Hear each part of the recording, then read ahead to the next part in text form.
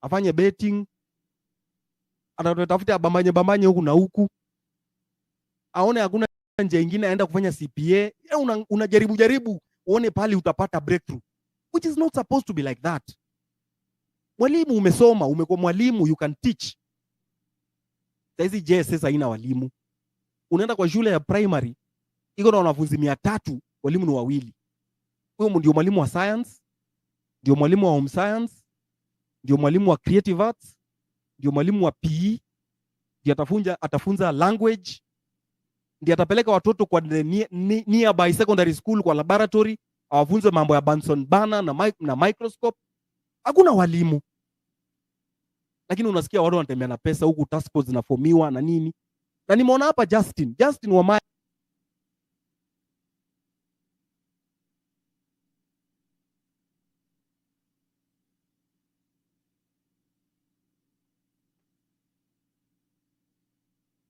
politicians that are our enemies. Justin Wamai, niwe na kuambia, najua you follow me and you are listening.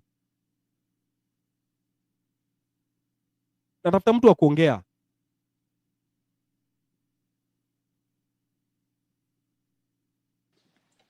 Nazongea Amerix. Yeah, go on. Aya. So recently nimekuwa Portugal na nimetembelea Bosch. Bosch ni nani? Ni nani? Ni Nelson. Nelson. Nimetembelea Bosch. Unajua Bosch? Yes. Hii kampuni yenye inatengeneza spare parts blah blah blah appliances. So yes. I was in Portugal and there is a plant ya Bosch. Hiyo plant ya Bosch ina employ 4,000 people. And that plant contribute to 1% of Portugal's GDP. Yes. Contribute 1.7% of Portugal's exports. Recently, Ruto alisema kuna IT yenye Koriru, IT something yenye Koriru employ 4,000 people. What I fail to understand is how can a whole president be lauding just an ICT center that cannot even account for anything in the GDP of our country? It's not increasing our exports. It's not increasing our GDP. He's just yapping around.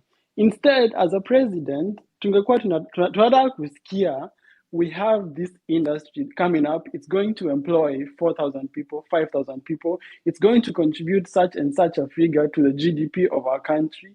It's going to contribute this percentage to our exports. As in, you cannot compare the 4,000 people that are being employed by that ICT facility that Ruto keeps talking about and the Bosch factory that is employing the same amount of people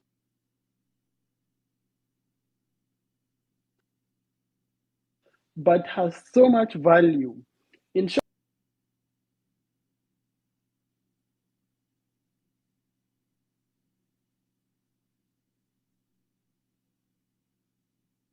is an industrialized economy. Africa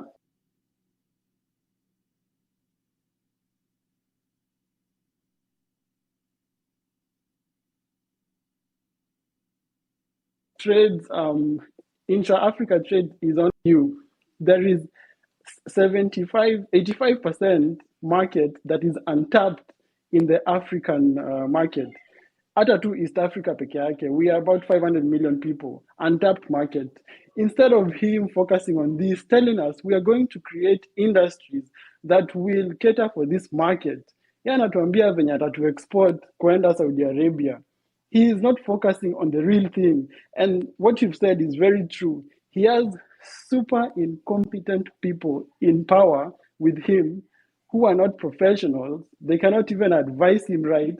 They don't have the know-how to do policies that will bring about industrialization in our country.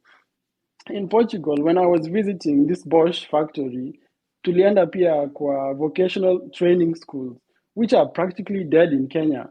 But there, the vocational training colleges are free. They're funded by the EU. So what happens when someone finishes grade 9, you have 2 options. Either you go to high school and then you go to university, or unachagua kwenda vocational training, you become a mechanic, you mechatronic engineer, you become any, these blue collar jobs, so that you can go and work in companies like Bosch, and you go and do other technical jobs. But in Kenya, everyone is aiming towards the university. It doesn't make sense, because university see technical skills. We need more people to go to vocational training, and those are the drivers of they're the engine of our economy basically. But hakuna industries za watu kuwork, wanataka tumalize shule tuende Saudi Arabia, tuende Germany, tuende tujenge nchi zingine instead of building our own country. So for me, as you said, we need a complete change of the CSs, the MPs, and we put in people who understand what they're doing, who are professionals in those fields. When they speak, at least tunasikia these people know what they're saying, and we are headed the right direction. Right now, everyone, even someone illiterate, knows that Kenya is not headed in the right direction. You can all tell that we are either stuck or heading in the complete wrong direction. Thank you very much. Billy Mia, I can see you. Niaje bro, Billy? Mimi niko fiti sana. Good evening guys. Good evening, good evening. Uko poa? Uko fiti? First of all, thank you so much for this space for the Citizen Assembly. And as a Kenyan right now, I'm really weeping. It is sad to be a Kenyan. It is painful to be a Kenyan.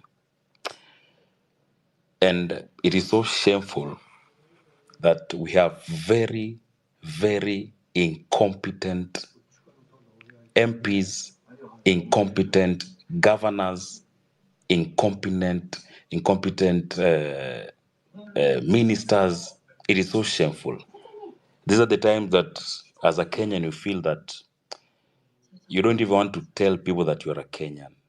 It is so sad that you take someone who is a class 8 dropout and you give them a fucking whole ministry. They don't even know what to do in that ministry. They don't even know what to do. They don't even know what to achieve. They don't even know the policies that they're supposed to put there to make sure combat things work. As it is right now, if someone is keen and if people are observing well, this country is headed to the right direction. Tukifinya na tufinye jinsi tunavyofinya peacefully, we're going to head in the right direction. Now, the youth of this country, na ningependa sana niweze kuongea na vijana wa nchi ya Kenya.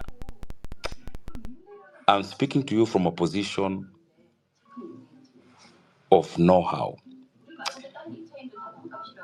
This is the time that Kenya is facing a revolution that is very peaceful and with a little blood that is going to be shed. It pains me that kuna vijana ambao wanaitwa mahali usiku, wanapewa shilingi 1,000 kwa bwana, kesho the people are going to the streets, let's make sure hawa riot, let's make sure hawasemi chenye wanataka kusema. You're being used by a leader who gave your mom 50 bob or a packet of unga to vote for them. If you divide that 50 bob with 5 years, how much is it? How much is it?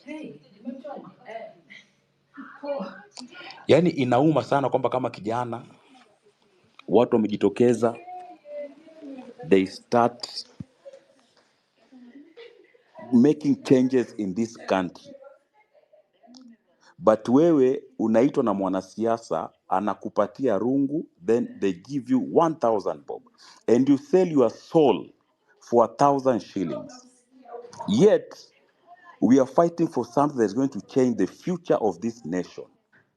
I've never seen an incompetent government like the one we have right about now. I am in the media industry. I've been in the media industry for about 18 years right now. The Kenyan governments have refused to pay money owned by these media houses. Standard is suffering. Media Max is suffering. Raw Media Services is suffering. Even international media houses are suffering because of some debts and very bogus policies that have been put up by these regimes. Na hii government ya sasa ndio yani inachoma kila siku, inachoma kila siku. Na unapata vijana ambao wamesoma, wana akili, wanafikiria, they accept peanuts and they start blogging for the state. Yet what we are fighting for is going to even help them and their children and their future generations, you know. Sometimes unaona mtu kama Mutai Abraham anaongea kitu najiuliza, doesn't he know that we are fighting for a common good for this country, you know? And every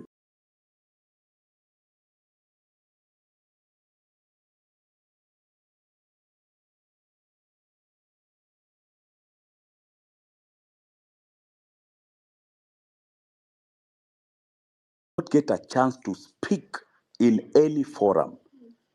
Yani MP yoyote amekuja kwenu hata anaweka mkutano anataka kuongea, tufinye asiongee if at all they've not done any development in that area. The promises they made while we were voting for them, kama hawajafanya hata moja, they should not be allowed to speak. This country needs to be very hot for these ministers and cabinet secretaries and MPs, governors. It doesn't matter the side of the political divide.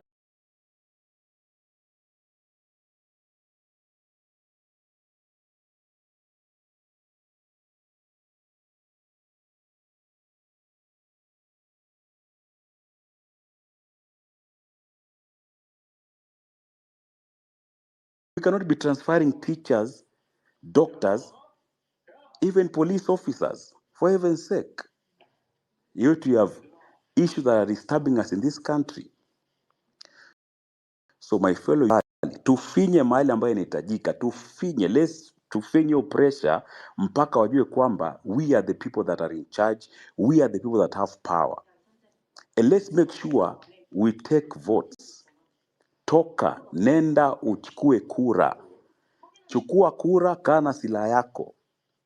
Ikifika 2027, even if it's a real mama mboga ambayo tutampatia UMP, tujue kwamba ni mama mboga tumempa, na atakuwa accountable to the citizens and they'll do what they're supposed to do. What has happened in the recent past, people have loyalty to the party leader and the party. They don't have loyalty to the people who elected them. Unaanza kuringia watu kwamba Mungu amekusaidia umepata gari. Yet it is our taxes ambazo tunalipa zinaporwa, zinaibiwa, alafu unakuja unaturingia. Unasema una vote yes kwa sababu president amesema. Did the president vote for you? It's a fucked up country. It is so painful. 1,000 times again. My fellow youth, can And we'll rise up and listen good. Tafadhali, chukua kura.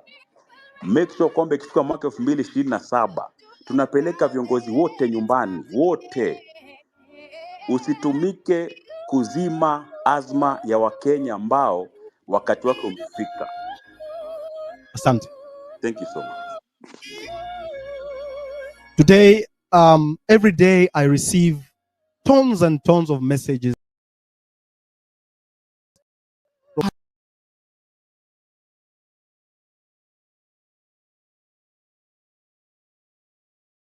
Young men. You read this message.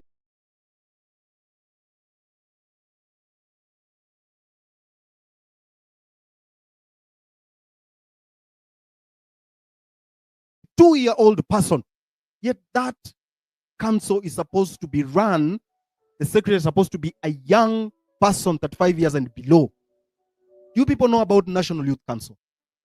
Yet hii kitu inaendelea kukula pesa ya serikali kila siku. Hakuna mtu anaongelea hiyo kitu. Tunanyamaza tu, watu wakikula pesa, wakienda wakipewa budget, wakitumia pesa siku 2-3. Hizo ndio pesa wanapeana huku kina Shalini wakikimbia nayo huku. Wakisema wanasaidia vijana. The National Youth Council need to be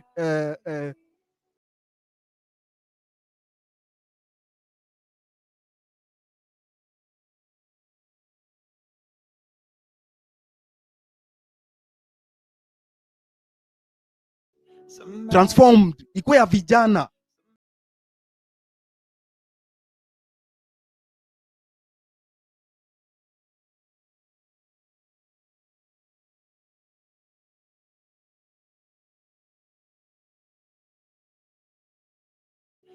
Transformed, ikuwe ya vijana.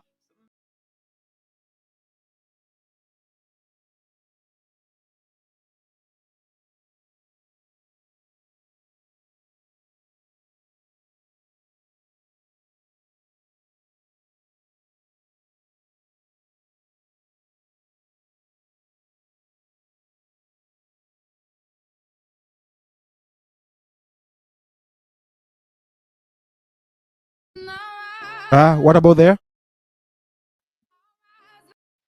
All right. Yeah, perfect. Hi guys, my name is Goofy. I am a performing poet and filmmaker based in Nairobi, Kenya. Essentially, I'm an entertainer, and the thing that I need you guys to know is we have a history of forgetting real fast. But the good thing about art is art uses whoever is there to document the times, to cement history and document anything that cannot be published. And through art, we have musicians, we have poets, we have filmmakers. And the one thing that I noticed about this revolution is it caught everyone off guard, especially the leaders. But us as the people, we knew it was brewing, we knew it was coming, we just didn't expect it to be this soon. The thing that I want to say is we should not forget people have been shot, they're dead, some have been buried, some are still in jail, some have injured.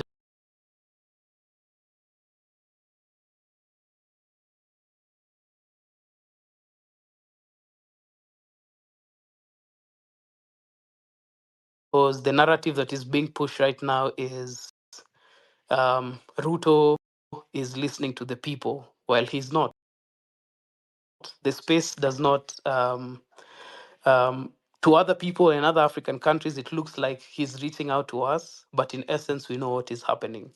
He is just milking it dry so that the PR works for him. But we should not forget, whatever is being said here is we should go get our votes. We should educate ourselves on these things because we have the power, and there's nothing that beats a citizen that is united, and we are united right now. The June 25th, a poem, spoken word, and this is called To Live Here. To live here is to live in fear. You don't know if this life is yours. You don't know if you own anything else that isn't your thoughts. Your mind might be the only place that feels like home, but only if you don't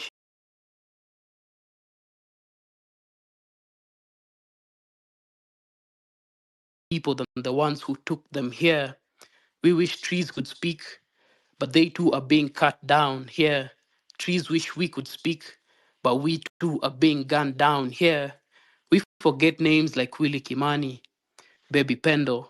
Here, you can be shot whether you are a lawyer, a taxi driver, or unauza nyama pare gara. Here, if you are a young man aged 19 to 22 who likes wearing faded jeans that are torn on the knees and seemingly a good Odi dancer, you'll be shot here. Your death won't mean a thing to a police unit that's funded by your taxes here. Body bags have more work than the youth of this place here. The country eats its own people. 1 minute you're with them, the next you're dead and gone. A moment of silence for Evans Njoroge. To live here is to embody Koleka Putuma. Collective amnesia stays within us. Here, we forget to count after every 5 years. Here, leaders manipulate the votes and pass it out as the voice of the people. People with no voices, people with no choices, people people with no health care, no security, or an average life standards here. The only queues we respect are the ones found along tribal lines here. We are one. Foolish. Thieves use their loot as manifestos to kickstart their careers here. Thieves appear in top 30, 40, and 50, and the top 30, 40, and 50 here. Golf gets more funding than the education kitty. To live here is to constantly think of death.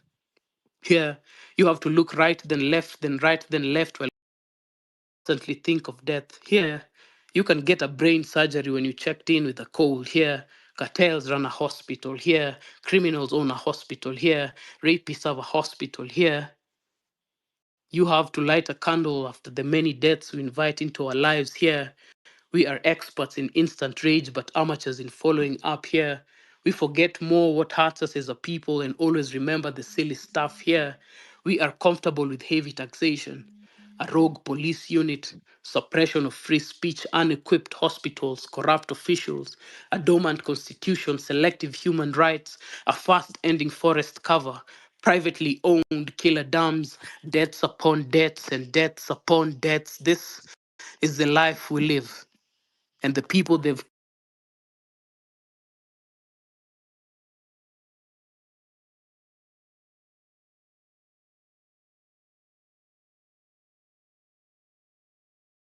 killed. I'm going to say their name: Rex Masai, Dr. Margaret, Evans Kiratu, Franco Koth.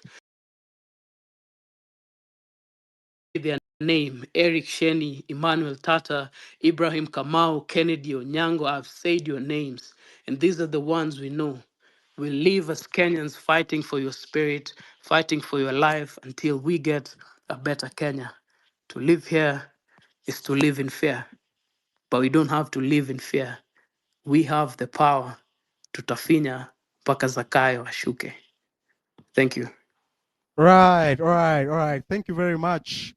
I really promote artists. I respect artists because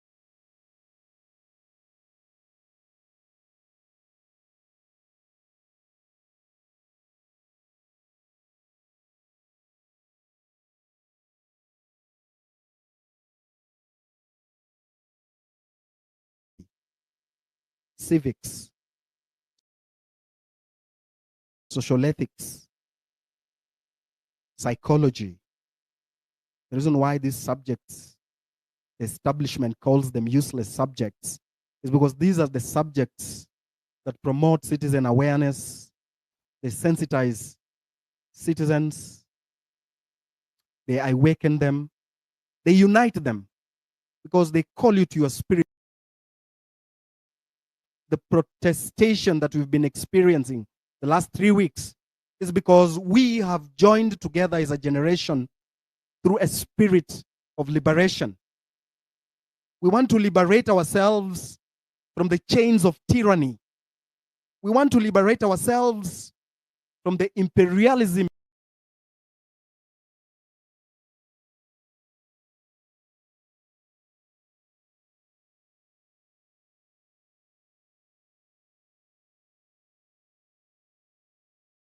in Parliament. We want to liberate tearless, callous, stone-hearted, cold-hearted, no-hearted. They steal our resources every day. They steal our taxes. And when you ask them, they shoot you. They buy bullets, but they can't buy food. They buy tankers, but they can't buy water tanks. Our children are struggling. Our mother pained. Our fathers are hopeless. While these politicians sit in big hotels and even they have parliament so that they can eat. After vomiting on us, then they vomit again and vomit again. And when you ask them why they are vomiting, they're on you through reckless and callous statements. They don't care about you. They don't care about us. They care about nothing.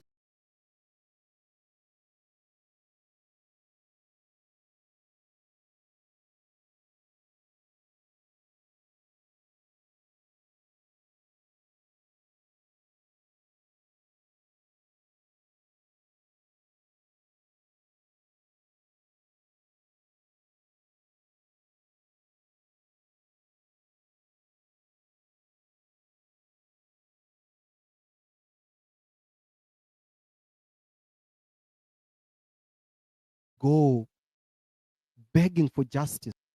Yet we've been told in our national anthem that justice is our shield and defender. Why do they take it away from us? Why should we bend? Why should we beg? Why should we cry for justice? Why? Why should we beg for them to listen to us? He's not dead. And we are not ENT doctors. We are. Listen to us. Don't kill us. You can beat us with a stick, but we shall stick together. Behind us, they will be asking us, Father, Mother, we gave you this future. What did you do with it? The future does not belong to me and you. The future belongs to those behind us. It is them that have given us this future so that we take care of it on their behalf. And when they are adults, they will ask us, you let us down. Daddy, Mommy, you let us down. You didn't fight for us. We don't have a future. We don't have a country. They will be looking at our country and say, here lies the ruins. Here lies a country that used to be called Kenya. Looted, dehydrated by the powers that be. If we don't build together,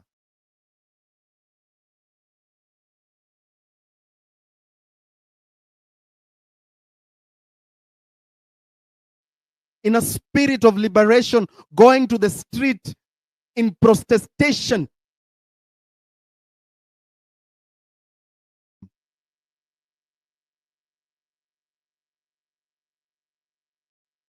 It's time to mobilize our energy. Whatever you do, whatever thing you are, whoever you are, it's time to mobilize our energy. We need to drain the swamp because the swamp cannot sustain our future anymore. The swamp is polluted by rats, snakes, and toads, crocodiles, parasites. We must drain the swamp. No matter how many days it takes.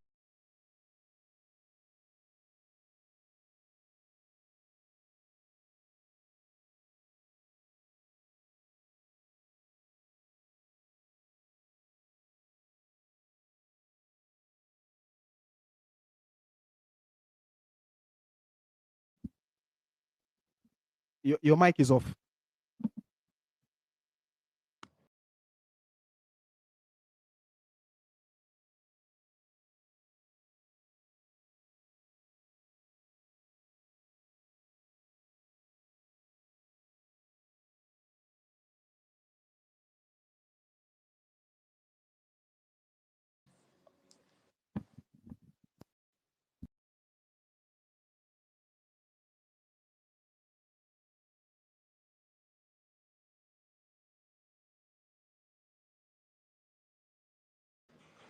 We've never seen this kind of movement before because it is just very purely organic and stemming from all sections of the country. So it's not centered on anyone.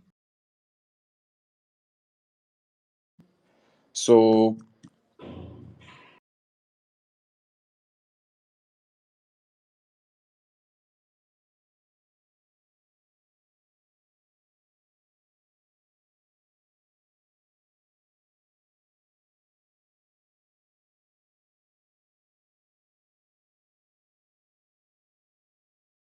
every one of us,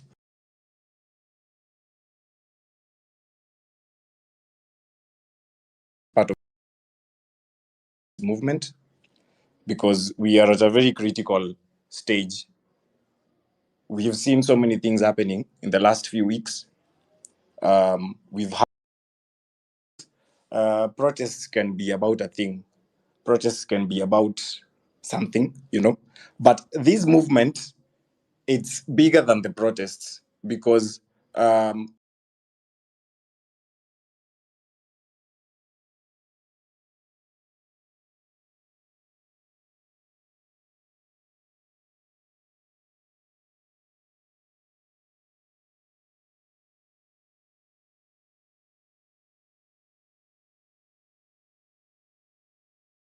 It's not even about the youth that have been on the streets.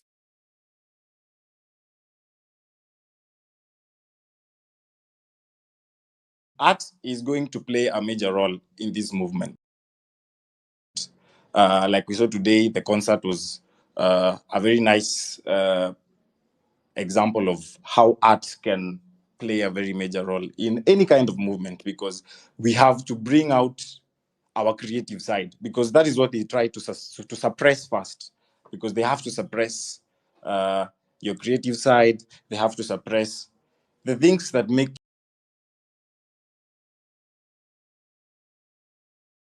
you who you are. So instigate malls into the movement. We've seen many things happening. So right now, the truth, so much is going on.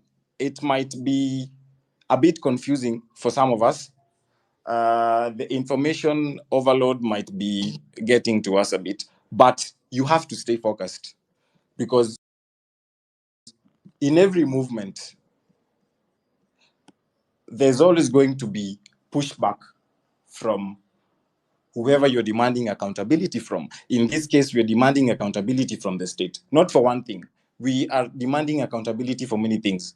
And so the situation has become so complicated that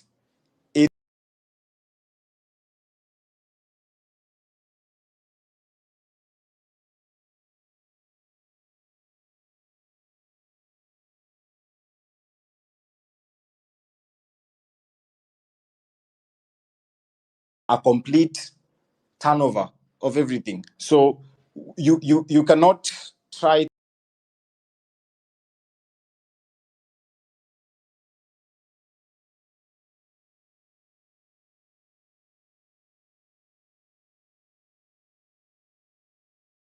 to shift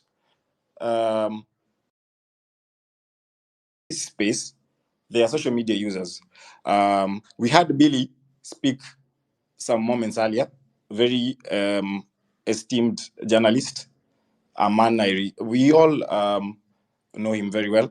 But this movement cannot be pinned down into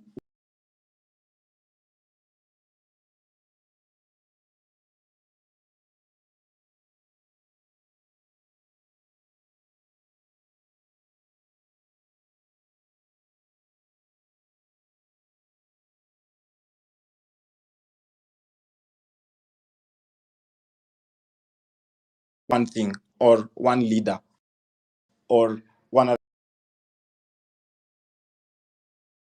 The people here, I'm sure the people here, they were part of this movement from the beginning. So there are people who are 100% true and true to the movement. So you made a good point. Yes, it's unfortunate that some people will accept petty cash from the state to push agendas. But the main point here is we have to stay focused. So we saw the state will always try to infiltrate any movement against them, as we've seen time immemorial in Kenya. If you follow this account, you've seen today a video we posted today about the anti-government movement in the 90s. So we saw people like Koigi Wamwere getting arrested on trumped-up charges. We saw the state clamping down really hard on any kind of dissent. So that will always happen. In this case, the movement started on social media.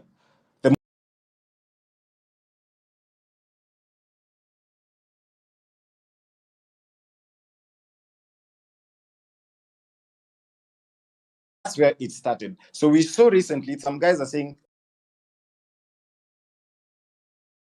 to stay focused. So this will stay focused. So this will always happen. And do not put too much do not let your heart be demotivated. Do not put too much thought into these things. They will always happen. But the good thing with this movement is no matter what comes at us, no matter how many diversions they try to create within us, it's decentralized, so we will always find a way to move forward. So Thank you very much. yeah, just to be clear, so guys, All do right. not that the main point of the movement is to stay focused, and we try to find a way forward, which we will eventually. Thank you. Yeah. So, Goofy, the poet came. I was saying that I receive a lot of messages. I don't know if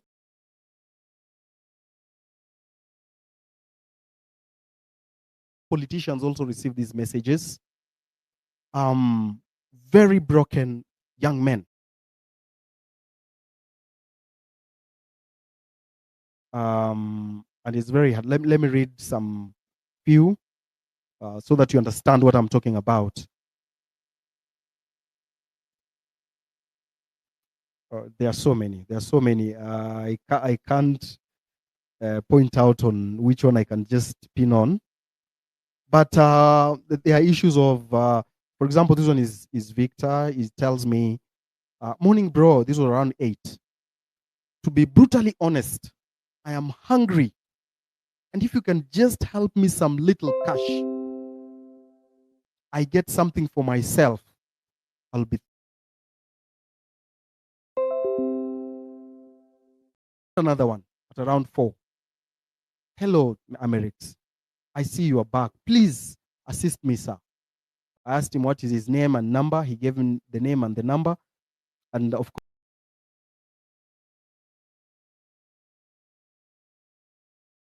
see if I can, how much I can support him, and of course, talk to him and see where he can be assisted.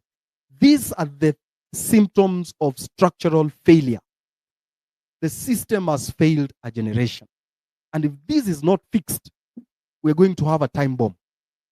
Those young men you saw in the streets, they are going to be a very, very dangerous bomb. The government has to take action. It has to listen to them. Iwasikize. Kwa nini nakataa kuwasikiza? Shida iko wapi? Wakisema cabinet ni mbaya,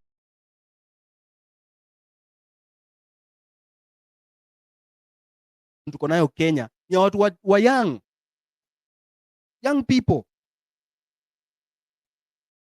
Gen Z na millennials, I think they're around 55%, something like that. Gen Zs are 30 something, 34. The other ones in 21. So why can't you listen to, why can't these politicians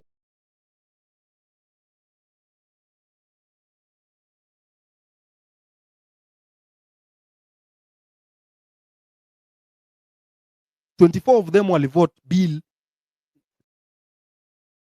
sijui ya nini, I don't know what it was, to allow state officials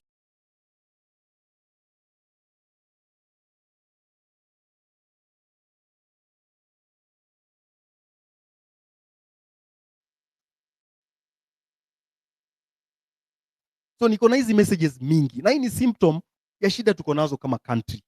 Kuna mwingine ameniambia hapa, boma yao ilivunjwa huko Mavoko. Serikali ilivunja boma yao. Sijui iko wapi.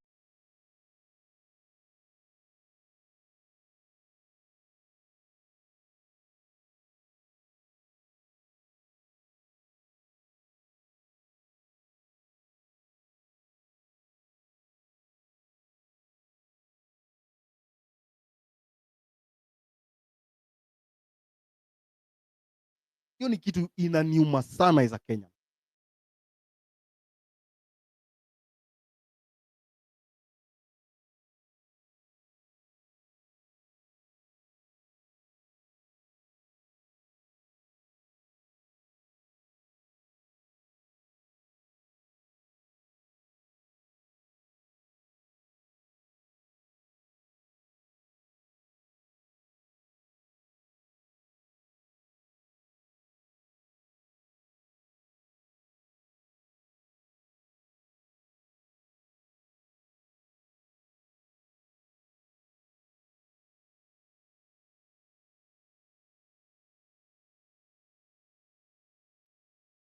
Mtakaa hapa, mtashinda kuwalipa. Mtasema mimi ni toxic employer.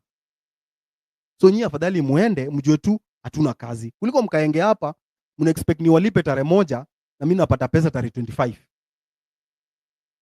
Hakuna vile nitawasaidia. Hata hao wanaona vile biashara ziko, wanasema yenyewe it is true. Daktari ako na hospitali, ameifunga na amepump hapo I think 18 million shillings. Ijamaliza hata 1 year, ameifunga. Juu ameshindwa kulipa rent. So inabidi sasa hata huyo landlord amerealize, huyu sasa akitoka hapa nitapata nani? So imebidi aite Mbiti, wakae chini, wasikizane vile atalipa rent. Because environment ya biashara iko chini. Manufacturing sector imekufa. Agriculture. Mi wana watu hapa wakisema ati tourism ndio number 1, I don't know, tourist. Hatutaki tourists. Wanatusaidia na nini? Tumekuwa na tourists kuanzia miaka zote. Tumeua our tourist destination, tumegrab land, tumeharibu. Why can't we focus on something like agriculture? Kwa sababu agriculture kwa Waafrika, hiyo ndio the basis ya economy. Ukiangalia economy za Africa zina grow because of agriculture. Lakini agriculture na tumewacha, tumepatia kina Bill Gates ndio wana run. Nimewaambia hapa 20 years ago, 30 years ago, Kenya ilikuwa the leading exporter of pyrethrum.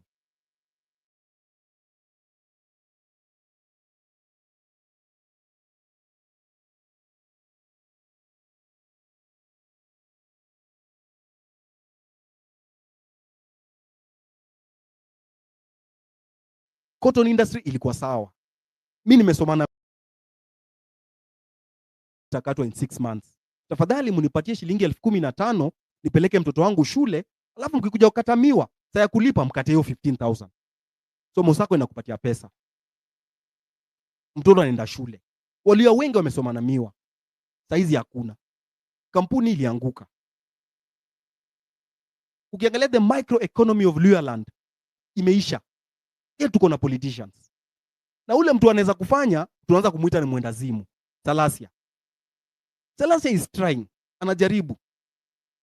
Hizo madrama zake kando, lakini anajaribu. Because pia ni mtu amegrow na miwa. Saizi Nzoia Sugar hii ya Bungoma ndio ina collapse. Kulikuwa na tobacco industry huko sehemu za Busia huko, Malaba. Ilikufa. Sasa kama agriculture inakufa, tutabaki na nini? Tutaenda wapi?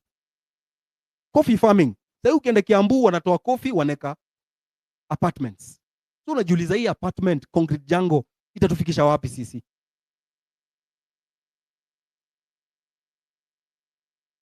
What is our future as a country? Zile vitu zenye nafaa tuongelee, zenye zinatuhusu as a country, atuongelei. Tunaongea kuexport sijui nini, tumetengeneza sijui 5,000 jobs kwa ICT wapi. Get zile basics. Unajua tukikosa zile basics, hata hizo zajua hatuwezi. Nani yako na mic aongee?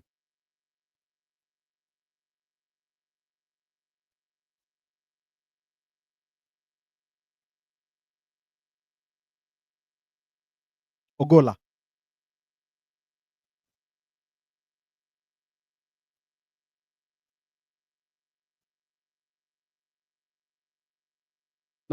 Natafuta lawyer Pikiponki Simoni. Willis, please nitumie your request. Nikupatie mic uongee hizo stories za legislation. Willis alikuwa anasema hivi that in the future tuko na legislation yenye president is not part of parliament. Yeye hayuko kwa any political party. Iko kama Singapore. President ni mtu independent. Hayuko kwa political party yoyote. Hiyo itatusaidia. And then the parliamentary handle after 3 years bunge anaenda 2 terms, 3 years akimaliza anaenda. Sasa hizi tuko na bunge watu ni madinosaur huko. Mtu amekaa bunge 20 years. Ni nini ataleta ya maana ama mpya yenye itabadilisha Kenya? Hakuna. Mtu amekaa bunge 20 years, 25.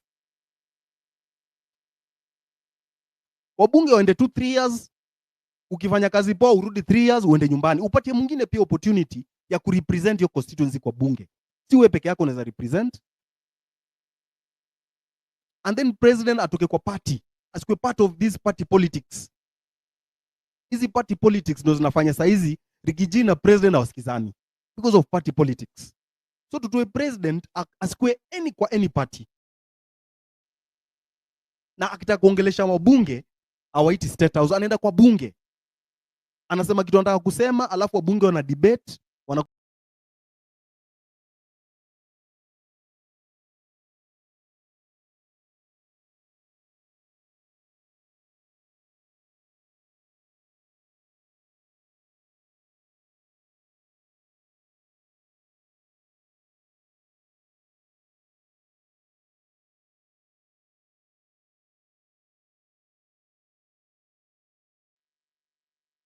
so kitu itaendelea, utapata kila sasa ward itakuwa na party. Hii ward iko na party yake, ile ward iko na party, na zote zinaingia ruling coalition.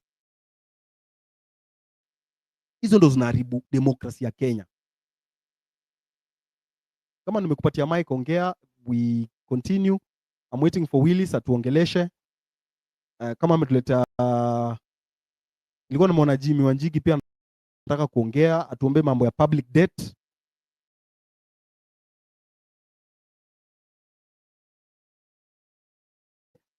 Sisi tuko na deni this much, lakini yenye tunalipa ni hii. So hii balance hii ni watu wanakula tu, watu wanaweka kwa mfuko.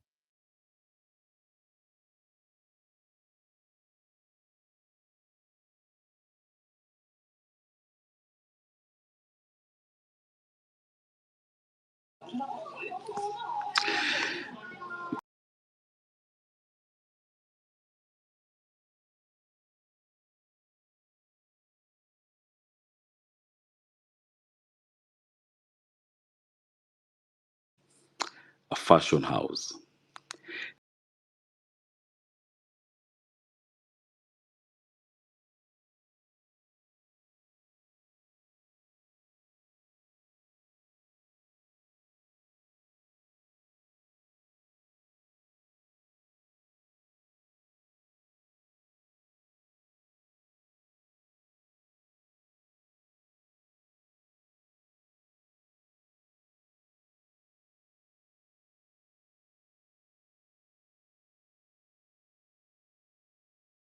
From these Kenyans who work their back and asses out to make that extra coin.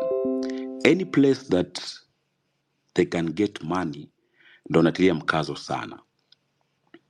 So when you get a someone like that, and if it's the first time, you start looking for a tax expert, which means you have to pay someone to do that. Putting in mind that you've not even paid the rent for that month, or maybe there are 2 months that you've not paid. So I said, let me just go represent myself. I go explain myself. So when they gave me that fine, I now started giving them parent, elipa wafanyikazi. Na ukifika pale unakuuliza maswali, unafanyikazi wangapi, unawalipa pesa ngapi, rent unalipa pesa ngapi? So they calculate the amount of money that they think or the purport that you're making, you know. And the environment is not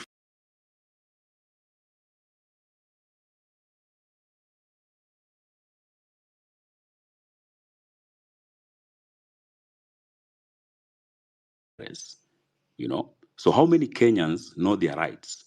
And how many Kenyans have been put into debt paying those fines that are very unscrupulous, you know? So ni serikali ambayo inajali yenyewe, you know. And what made the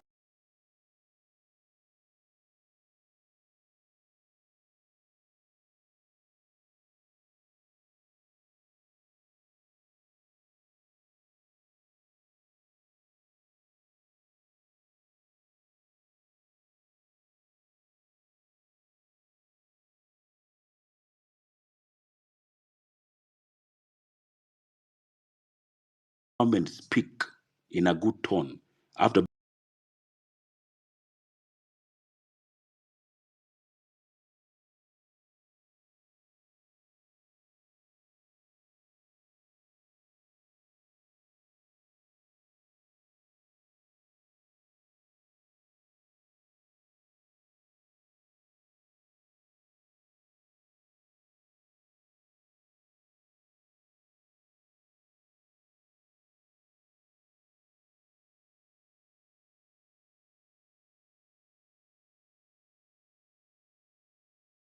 naomba kuna mapasta, because very prominent journalists have written,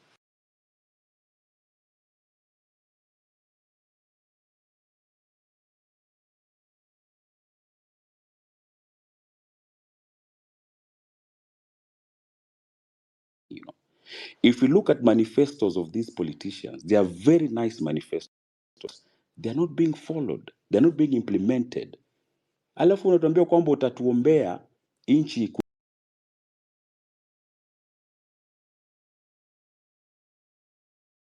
vizuri. How? That's fucked up shit, you know. Like these policies,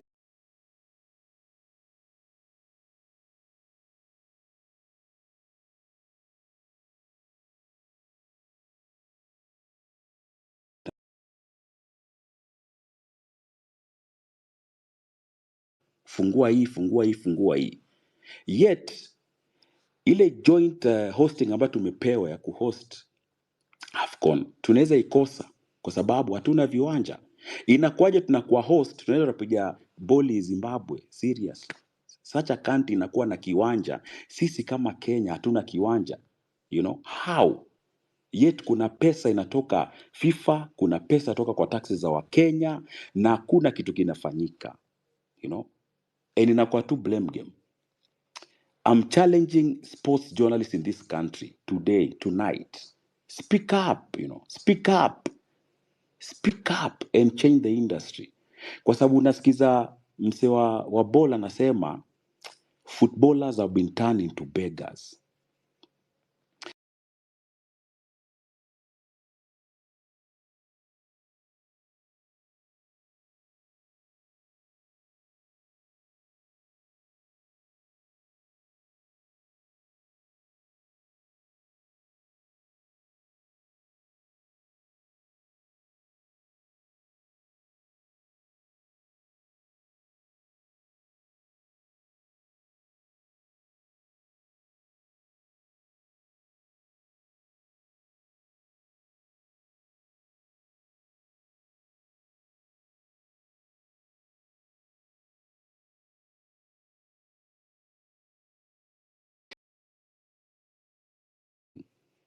Because if a president can come to a space and listen to us, that should count for something. And let's continue pushing until that time that things will work in this country. Otherwise, if we keep quiet, if we keep mum, watazidi kutukalia, watutapikie, maka wanajua kwamba watatununua tena ikifika mwaka 2027.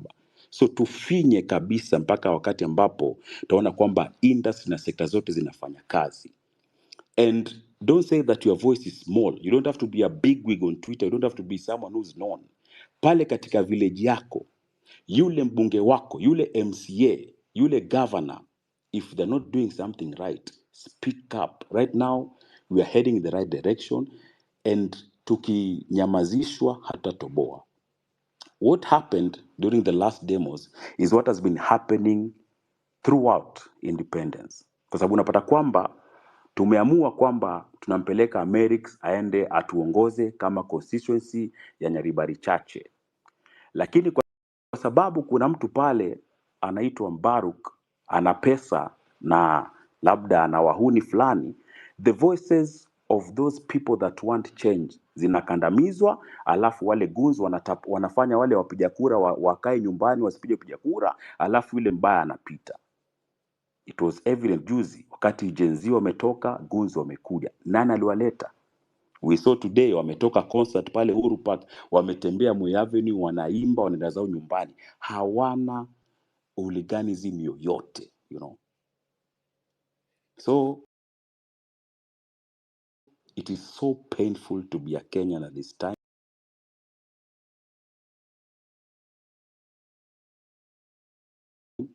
It is so painful to talk about it, but we are heading the right direction. Thank you so much. Then tujue, how can we restructure, how can you regroup and tushinikize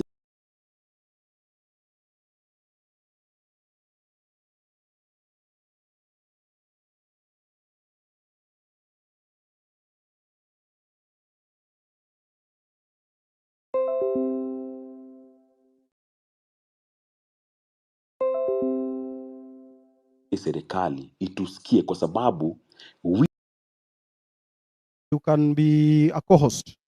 I've added Ombachi. I have added Kenya's #1 hater, Kaido. Accept and then come and talk to us. I see we have, right, thank you very much. Yes, Billy, I've given you a mic, you can talk. Right, thank you very much. Thank you very much.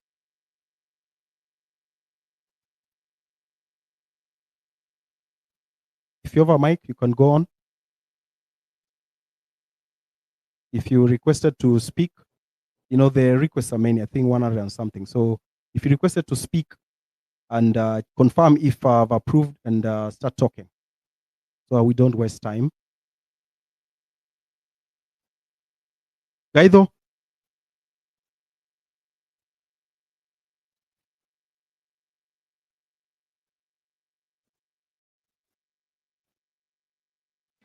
Americs, they look like they're listeners from my side. They look like the what? The listeners, they're still listeners. Bado ni listeners, hawajakuwa speaker kama Gaido. Hata Umbachi. unaweza ninyang'anya speaker so that at least wakuwe na space ya kupata the mic. So you can drop me from the speakers list. All right, let me do that.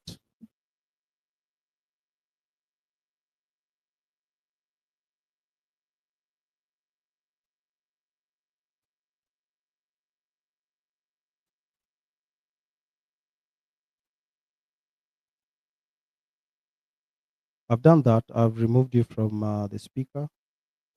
Remove.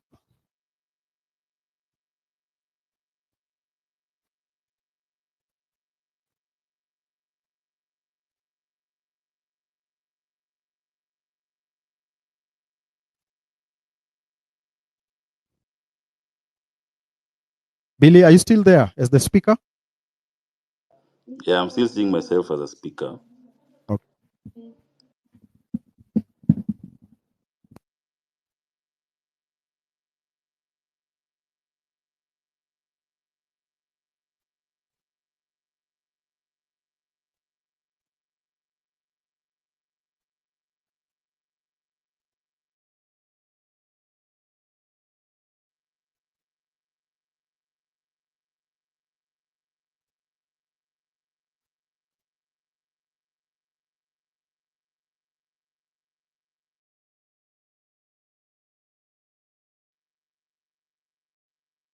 I remove these ones.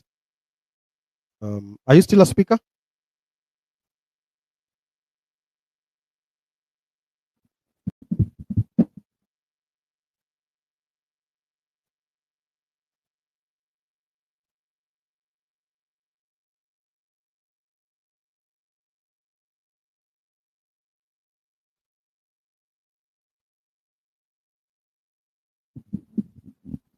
All right, Francis Gaido, I've sent right, Ochieno, Willis.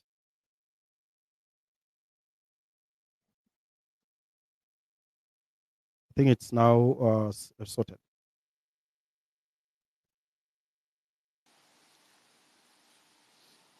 Testing 1 2. Can you hear me?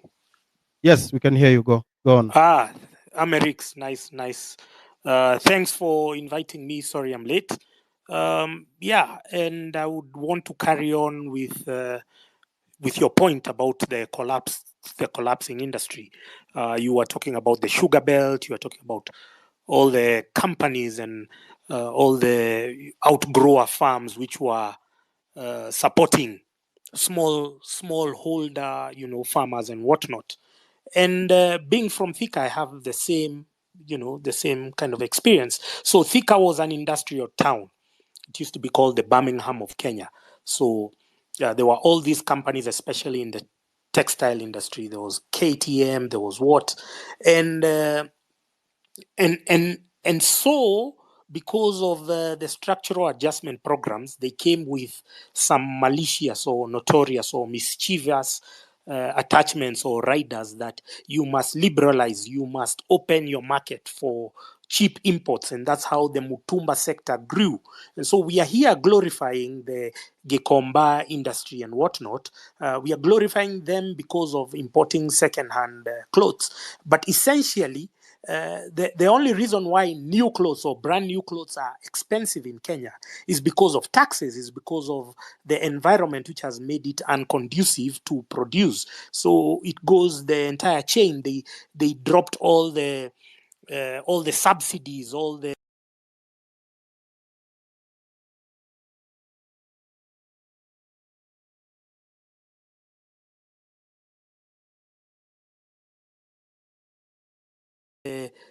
incentives they used to give to farmers because they could no longer sustain, no longer, not just on the production.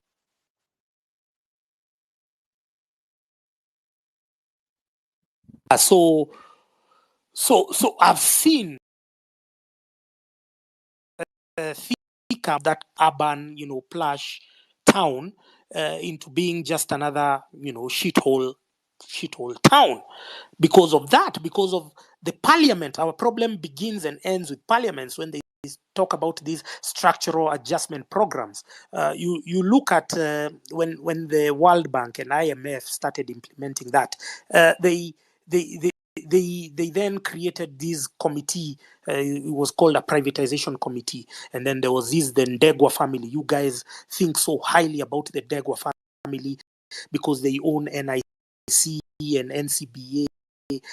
But if you look, their father, who was once a central bank governor called Philip Ndegwa, was the chair of privatization committee that was formed in conjunction with the World Bank, so that we can grant conditionalities for us to access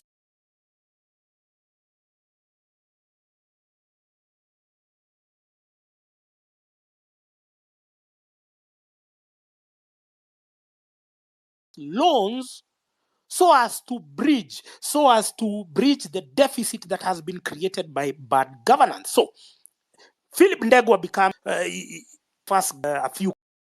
There was Nairobi, is called NAS. There were many which will realize that being behind government officials, and then they make it as if that, oh, we are selling these parastatals to clear our debt. But no, it is them who are grabbing. So during that period is when we saw the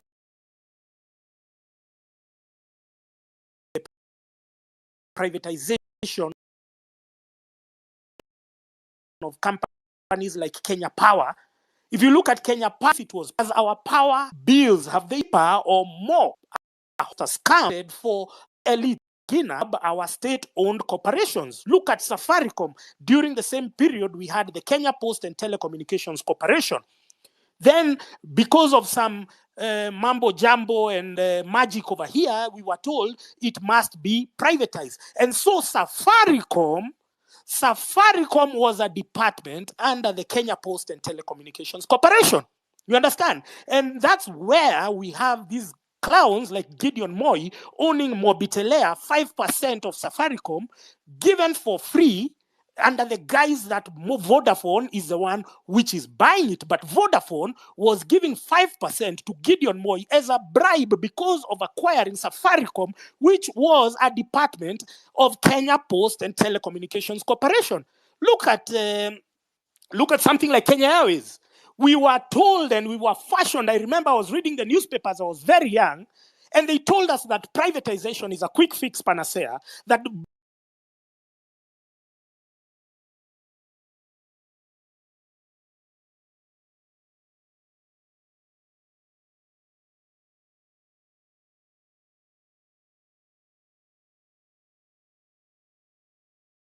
let's get the golden handshake, and being stupid as they are, and even today they are still very stupid, they signed themselves up for a suicide. And so Kenya owned corporations. It was sold first to KLM, and then there was this partnership between KLM. And then what they did is now, when they got to now the worst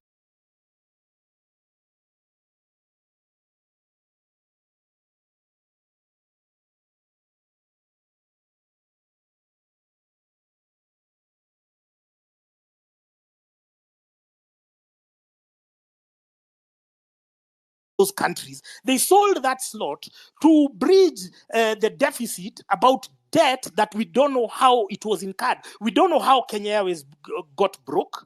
We don't know how Kenya Airways got into debt, but somehow we have, because that is, your landing slot is almost like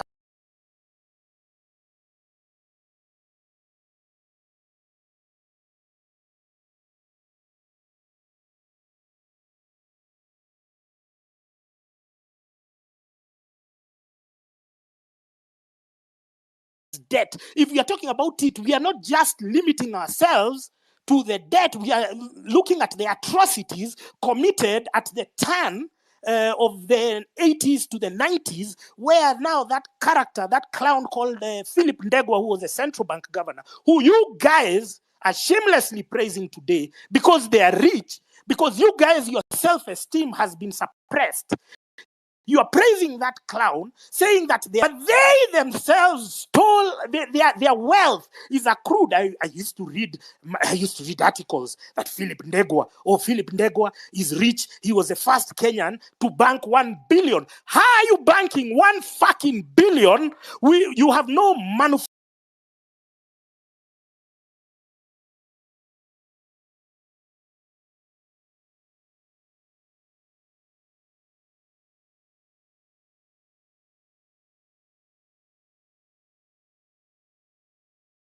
Them, hey, can you tell us how you acquired this money? Because there was I used to read those silly, nonsensical stories by somebody like Jenga Karume. Jenga Karume says, I used to sell charcoal. Who the fuck would believe that charcoal would make you a billionaire? Those are not, unless you're exporting that charcoal to Mars or to Jupiter as an alternative energy source. But we've been fed with lies. We've been fed with cock and bull stories pushed by the mainstream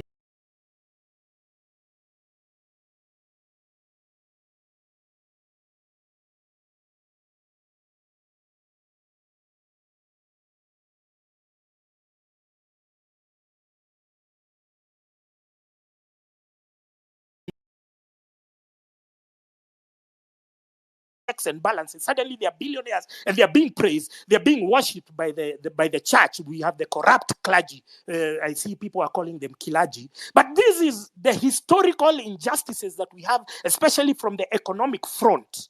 It has to be all the companies that were grabbed by people hiding behind the narrative of privatization. The people who hid behind the narrative of a golden handshake. People were told, hey, you take a golden handshake, you'll go home. And by the time those guys were taking a golden handshake and leaving state-owned corporations, which were permanent and pensionable, they went to the villages and went to rot there, to die. So this is, now we get to the sugar belt. Amerix was talking about it. He has grown up from there. His family has, I'm from the coffee sector. The coffee sector has supported me. Somehow it collapsed. And you are talking right now, you go to Kiambu Road right now, all the coffee is being chopped down, is being turned to real estate. Why?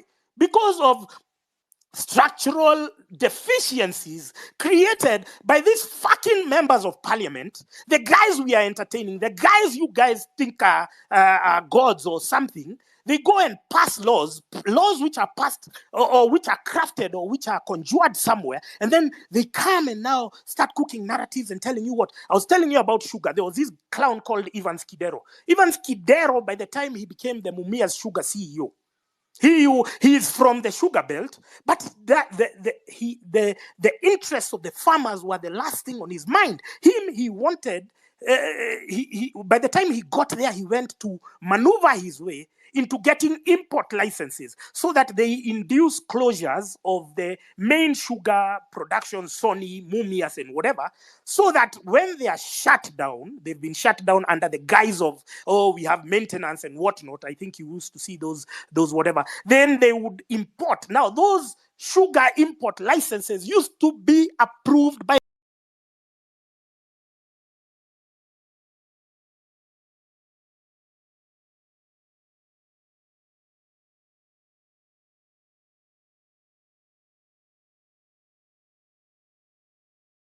sugar. I don't know how you guys still worship them. How do you allow an idiot like Bonnie Kalawale to address you in a funeral or in a whatever? How? Because he has been part of the destruction of the sugar sector. The sugar sector in the coffee sector in Mount Kenya has been destroyed by none other than fucking MPs from Mount Kenya region. So our problem begins and ends in Parliament, but Parliament has been an extension of the executive. And so what you needed to do, you just needed to go to Treasury. You meet the bureaucratic pieces of shit in the Treasury. You tell them, oh, this is how much you're getting. Can you sneak these amendments into the finance bill? And so finance bills every year, and what you used to call the budgets, became an overhaul of our entire economic structure.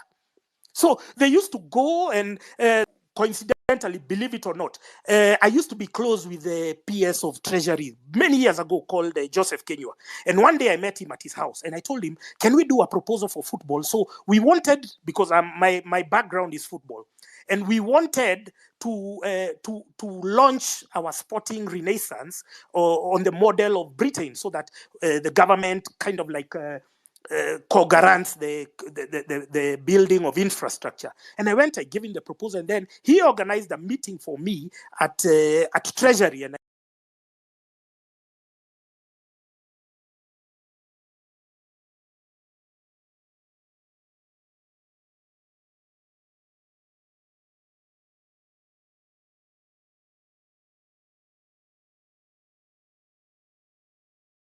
spoke to them, and instead of doing my projects the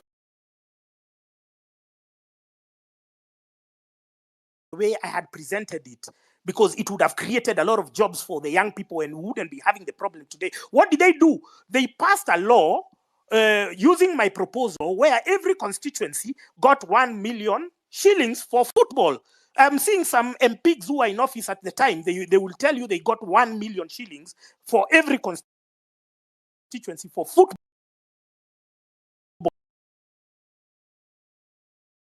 Want to get rid of, and we want to start with central bank. We have to start with the Ministry of Energy and other places where World Bank and IMF have seconded their stooges, their surrogates, to implement policies that are going to fuck us up.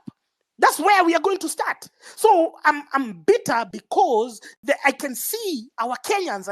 I saw Bonnie Kalawale with some young people, and he's the one who has been there with Akina Kidero and Akina Waluke. They were destroying the sugar subsector. And so we are dependent on importation. Like now there was this Galana Kulalu, which has consumed a lot of money. They have only harvested, I don't know, only 100 bags since 2009. Where has that money been going to?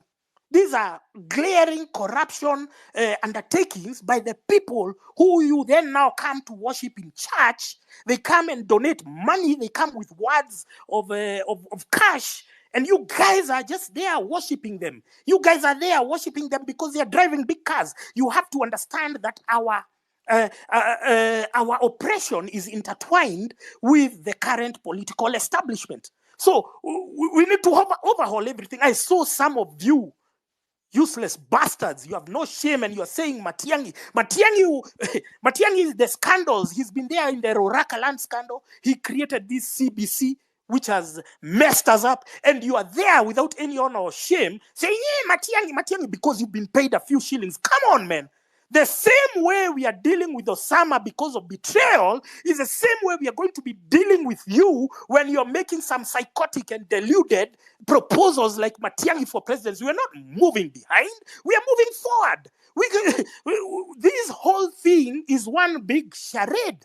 our companies which had employed our people. And so I would see people, you know, because you are used to your parents having money. You are used to your parents having money to pay your school fees, your hospital, and whatever. And then suddenly they've lost their jobs. You don't understand why they lost their jobs. But they used to work in they used to work in Mumias, they used to get a job. They used to work, and you used to also get healthcare attached to your parents. And somehow I would see people sinking into depression. And then what was the other solution that the boomers at the time came up with? Oh, let's immigrate. So all of them, let's go to America, let's go to Britain, let's go to where? But how long shall we run away from self-manufactured problems? Because you elect thugs, you elect idiots. These idiots then go and steal your money. You understand it's a chain and you are part of it. You are an active participant. So the thing here is we in our pursuit for progress, in our pursuit to overhaul this entire system, we are looking at Ruto. Ruto must fall. That is guaranteed, whether we like it or not. He is going to fall because we have decided as a people that he is not he's not serving our interests. Anytime we have given an opportunity for him to speak in the media, to rise to the occasion, to tower above his parochial interests, he has gone on and to let us down. He's saying the dumbest shit. He's asked, hey, can we do this? Can we do that? He doesn't do anything. He says the worst thing. He has no sense of occasion. So we have agreed that he must go, whether it's 2027 or before, I don't know. It's the people to decide. But in the meantime, just look at the historical patterns from when World Bank started implementing the structural adjustment programs in the 1990s. The people who grabbed our companies. So when we are talking about audit, and I saw some audit committee made, it's just a mockery. These guys are insulting our collective intelligence. That those guys, they've put the most irrelevant of guys, they put the most useless of guys, because any committee that is talking about an audit without Okia Omtata and Jimmy Wanjigi is just a spectacular waste of time. So because we have detected the insincerity of these useless bastards, they have no intention of even meeting any of our requirements because they have not done anything so far. They are talking about reshuffling, and we are saying all these CSs, PSs, heads of department, all of them need to go because they are not ready to undertake such a purge. Then you structure your mind into a reality, a future, whether it will be 2027 and beyond, that we are overhauling the entire establishment. And when we are auditing, we are not just auditing the loans that Uhuru stole, because Uhuru must have stolen like 4 trillion shillings alone. We are not just auditing that. We are auditing where the problem started, and the problem started at the turn of the 80s to the 90s, where they grabbed our parastatals, which had employed our parents. Our industries, flagship industries, collapsed because of what? Tourism used to earn us foreign exchange. Coffee used to earn us foreign exchange. Pyrethrum, Sisal, everything, textile industry, nothing, everything was collapsed so that we can favor a bunch of useless bastards called importers. And those Yes. importers, sorry, Americs, give me 1 minute. Those importers are the ones who are the authors. They are the orchestrators of our misfortune as Kenyans. And we must, because they have the power to influence policy, they have the power to influence laws. Your MPs go to the toilets, they are bribed with 10,000 shillings. Can you imagine a member of parliament being bribed with 10,000 shillings? He's on a payroll of 1 million. He has fuel allowance, he has everything, and he's being paid 10,000 shillings in the toilets of parliament to change the laws that is going to affect you. Come on, I'm going crazy over here. Sorry, Americs. I apologize if I went overboard. I'm sorry. It's a citizen assembly, so you are allowed to say whatever you want to say. Our common goal is one, our spirit is one, that we must overhaul the establishment. We must drain the swamp, because the swamp has been infested by crocodiles, pests, snakes. If there are people we need to pray for, they're the Kenyan Jews. The other day, I was reading an article that journalists at Standard have not been paid for 8 months. It is really, really heartbreaking. You can imagine a journalist is supposed to wear very good clothes, he or she must wear a very friendly face so that they can come on your screen and give you a story of a politician stealing money. And this journalist has nothing in the house, has not paid rent, doesn't know how they will go back. They have a car, yes, but they will park that car at their company parking lot. Then they will pick a matatu, go to the house. The other day, a journalist committed suicide. And we kept on asking ourselves, how can a journalist commit suicide? They look like they are happy. They go everywhere. They fly abroad. But the people who are facing the brunt of this economic decline, they are the journalists. And if a journalist is not empowered economically, they will not tell the true story. We might bash them. We might say all that we have about journalists and what they write. But just take time and sit with one. You will cry. 8 months without a salary. And you expect that journalist to come in the morning, sit in a radio station, and tell the stories of the country. That is not possible. Our economy is declining. And as a people, if we don't stand up for our economy, we are done. Because it appears our president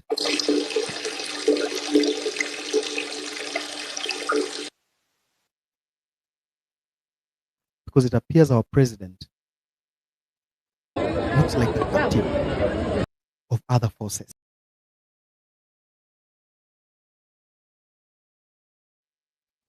The other day, UK did its election. They removed the World Economic Forum puppet and put there another puppet. They have jumped from a frying pan to the fire. Because this current puppet, the current prime minister, is the one who has been going around the world telling people about green energy and things like those. But goes to those meetings in a private jet. Ombachi, welcome. Asante sana. First of all, thanks Gaido. Gaido, you know, watu wengi si ubash Gaido hapa hivi Twitter, but he was amongst the first guys na yesi wa kwanza. Hiyo movement tayari ilikuwa imeanzanga TikTok a while back, but Gaido ndo amongst the first people hii stuff ilianza kufesta upon them. But mimi sina mingi ya kusema. Mimi I usually judge events based on history and the probability of them repeating themselves again. Na kulingana na the recent events zimekuwa zikihappen ETL na hii story ya Osama ya betrayal ya kulipwa. So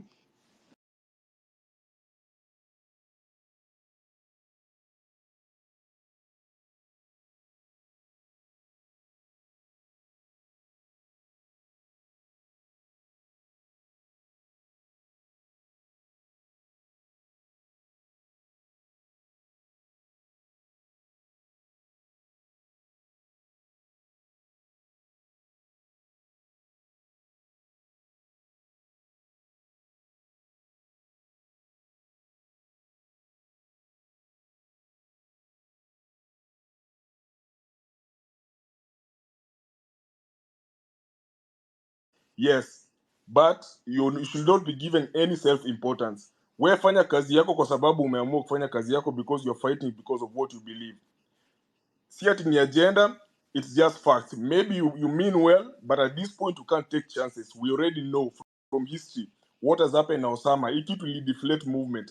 As much as ataki kuadmit, ilikuwa momentum kidogo, but the good thing about it is it told us there are Trojan horses, ama there will be more Trojan horses in future. Wenye saizi bado si Trojan horses. Kuna watu bado wakilipwa watadu this.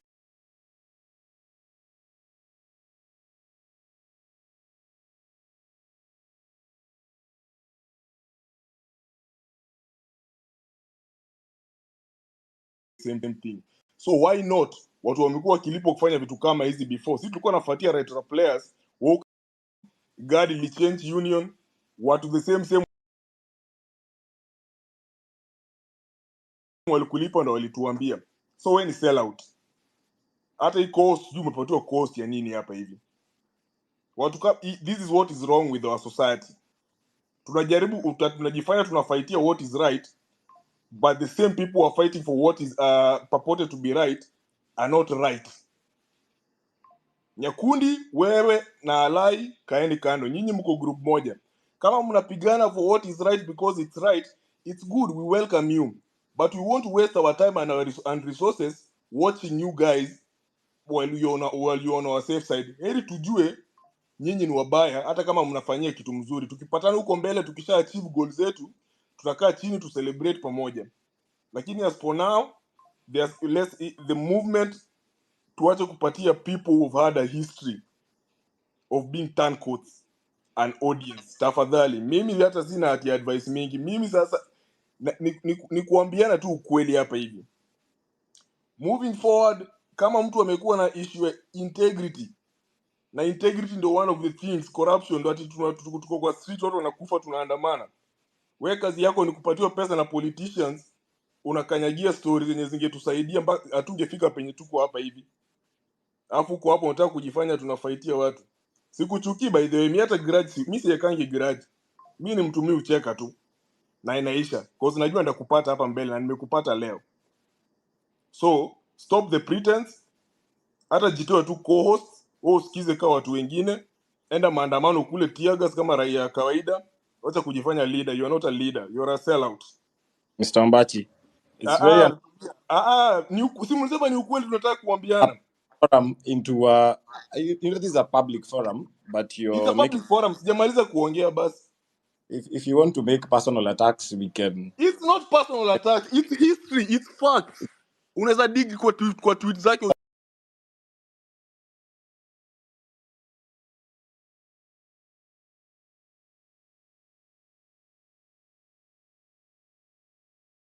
usipate. Mimi sijui. But if you want to talk about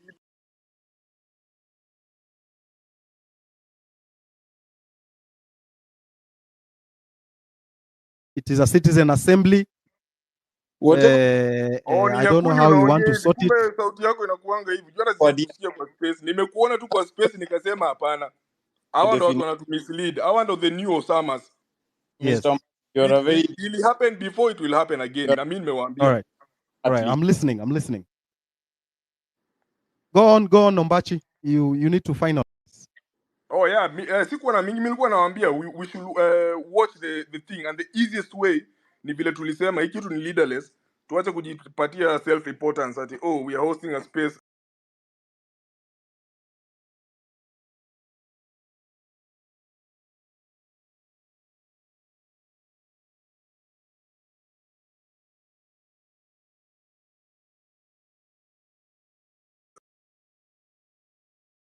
The way we are judging Murkomen, the way we are judging anyone, other the way people have already judged Sifuna today based on a history that's 30 minutes old. Kama ni hivyo, democracy cuts both ways. Tukue honest with each other. Me, I'm a truthful, honest man. Tukue honest with each other. Me, I'm not a good person or the best person or whatever. But the thing is, I know I'm honest. Chenye itakuja kwa mdomo, nitasema akili kiprocess. Kama ilikuwa mbaya ndakuambia pole baadaye. Na tutaelewana, maisha itaendelea. So those are facts. Mi chenye nasema, Nyakundi, wewe ni sellout, unatuenjoy. Wewe ukilipwa saizi, wewe utatugeuka. Mwache kudanganya. Ni kama Alai ujue kuna space. Sijui kama kuna mtu hapa alikuwa kwa hiyo space. Nilianza kuongea hivi nikaanza kuongea nikaanza sasa kuchachisha watu wakaanza kuchachisha. Kumbe jamaa alininyongea space, nimechangamka, nimeongelesha mosquito 30 minutes. Ndo nashangaa. Na hii hata nikiangalia TL hata sioni nini inaendelea hapa hivi. Kumbe jamaa alishaninyongea. Alafu kesho yake ndo unakuja kuona jamaa na tweet vitu zingine hot and cold. Ndo nikaangalia hivi nikasema huyu jamaa ni sellout. Hata nikaanza kujiuliza nini mbaya. Mpaka watu hata I don't agree with them. Mtu kama Asamo. Ndio nikauliza Samo bana, huyu jamaa wenu kwani anakuangaje hivi? Because mimi alai mimi sikuwa najua history yake. Nyakundi mimi nilijua kwa sababu yeye alilipwa atanishi jina yetu. Kuna hizi hata ukiingia kwa tweet zake utapata kama haja delete. So mimi sina mengi ya kusema, ni kupoint out makosa. Mimi niko kama mtu mwingine kwa hii movement. Natokea kwa street na do my part, lakini nikiona makosa yote mahali, whether uko juu ama uko chini, enye niko in a position ya point out, I will point it out, ndio isikuje bite tuko mbele, alafu nianze kusema by the way nilikuwa najua hii story ati watu wanakuja wanaanza kusema huyo tulikuwa tunajua ni sell out. Mbona huku tuambia? So mimi sina mengi ya kusema, ni hayo tu, na I think ni hiyo tu nimesema. Ukiniweka hapa hivi utapata zingine. Asante sana Deno. Nashukuru sana. Thank you for joining. Are you still in China? Niko China mazee, na hapa ni 3 sasa hivi 3:30 na bado silali. Hii space hii ni hadi kesho. Asante sana. Now let me go to Willis. Na in fact hata niongeze vile niko hapa, history ya my youth imeniudi. As in, ukiona the way the youth are supported here by Gava, as in Gava inafanya everything. I will tell you for free, for a fact, as in hii job ya influencer nafanya, I've been more than blessed enough, nimemanage kutoka hiyo cocoon ya local kufanya, of which bado nafanya, but I've been able to work with lots of embassies na governments, Turkey, Italy, nini Thailand. Kitu kama kupush tu chakula, kitu kama pad thai. Pad Thai, the reason why is the most exported food in the world. The reason why Thai restaurants are the most the exported restaurants in the world, I think over 30,000 in the world, it's because the government ili push it. Government ilikuwa inapatia hadi incentives. Hapa China unakuja hapa hivi, wameunda tu mpaka cities tu ziko empty, za kama unataka kushoot movie, wewe unaenda unachukua license, aulipi, unaenda unachapa wera yako, unarudi. As in Gava inadu vitu mingi sana. Hata kuna vitu zingine za upuzi kwanza nimeona mpaka inaniuliza swali mpaka sasa nashangaa sasa, mbona unajua nimeenda public, nimekaa fala sana. Nimeuliza jamaa hapo hivi kwa town sasa tuko hapa Sichuan Chengdu. Akaniambia public toilet uko huko hivyo. Sasa mimi niko na card. Nikamuuliza sina do ya kulipa, naweza swipe, na vile visa hapa inasumbua kwa duka zingine. Mimi nashangaa watu wanacheka nini? Kumbe hata public toilet ni bure. Nashangaa kwani sisi tunabebwa ufala aje? Anyway, hata ni mazi. All right, asante sana. Thank you very much Deno, nimeshukuru sana. Let me invite Willis. Thank you very much, Americ. Karibu sana. Willis Otieno here. Yes. Piki Ponki. Karibu. The first thing I want to point out is that it's good that you start this. We continue this conversation, because what you are doing is you are now giving citizens a platform where they are going to be discussing their issues beyond the political class. And the challenge we have in this country is that our politicians have always thought that they are actually lords over us. They are not. They are actually our workers. When you talk about the money that they spend, the lagis that you see them flashing around, that is money that's collected from the border guys, collected from you sweets, you go and buy anything you buy. It is your money that is collected to a common pool, and then they don't use it to your benefit. And it is important that we note that when we breached Parliament last week, the Kenyan people took sovereignty into their hands. What the political establishment is trying to do is to take it away, to take it back from you. And they are going to do everything possible to try to get that power back from you. It is our responsibility not to hand it over back to them until the day we'll go to a ballot and we elect a group that we believe will recognize that the people are superior even to the Constitution. Right now, the president thinks that he is the most superior being in this country. He is not. He is merely a servant of the people of Kenya. William Ruto will come and go. The question point, is he going before 2027 or is going in 2027? Going, he will go. That we've passed. What we must engender in our governance is that going forward, you must understand what we call the People's Charter. And that people's charter, I normally summarize it to be one thing. It is about the welfare of the people and giving human beings, the people of Kenya, dignity in whatever you are doing. So anything that anybody does that does not give dignity to the individual, you must take it away. I've had the conversation about some within the space who will betray the movement. Whenever I talk to the politicians who are in the 1980s and the 90s struggle, they will tell you that they were betrayed by the most unlikely quarters, people whom they didn't even expect to betray them. Allow me just to give an example, for example, of Raila Odinga, who once mentioned one of the people who, when he sent an emissary to pass a message that he was in detention, that emissary, when he reached to a close relative, the close relative told the emissary, never come back to me with a message from Raila Odinga. And that is his close relative. He disowned him because he feared for himself. There are others who also decided to sell their fellow detainees just because you are offered 10,000 Kenya shillings, 100,000 Kenya shillings. So we will expect also in this particular quest, there are so many people in this space who will sell the movement for personal gain. But I assure you, what we are going through, there is nobody in Kenya who has ever gone through this process. In the sense that it is now the people of Kenya in their collective without a leader who are determining their future. And that future is premised on going forward. Our governance will be about us, not about the people we put in office. And anybody assuming that office, anybody who's going to be paid to betray this cause, I'm not cursing you, but I am promising you, you shall fail. And we will be here to witness the collapse of that enterprise. The third thing I want to point out, I've heard what Deno has said about Cyprian. I will not want that we spend too much time discussing personalities, but at least Deno has said, he just want to put it out there so that we also do our own self-introspection. You may have heard at some point in the past, but nothing stops you from picking up the piece and saying, for the common good, for the better of the entire movement and the people of Kenya. Because when Kenya is great, it's great for all of us.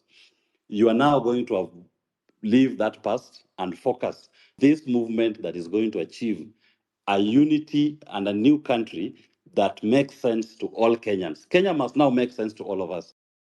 We've been living in a country where Kenya only makes sense to those who are holding public.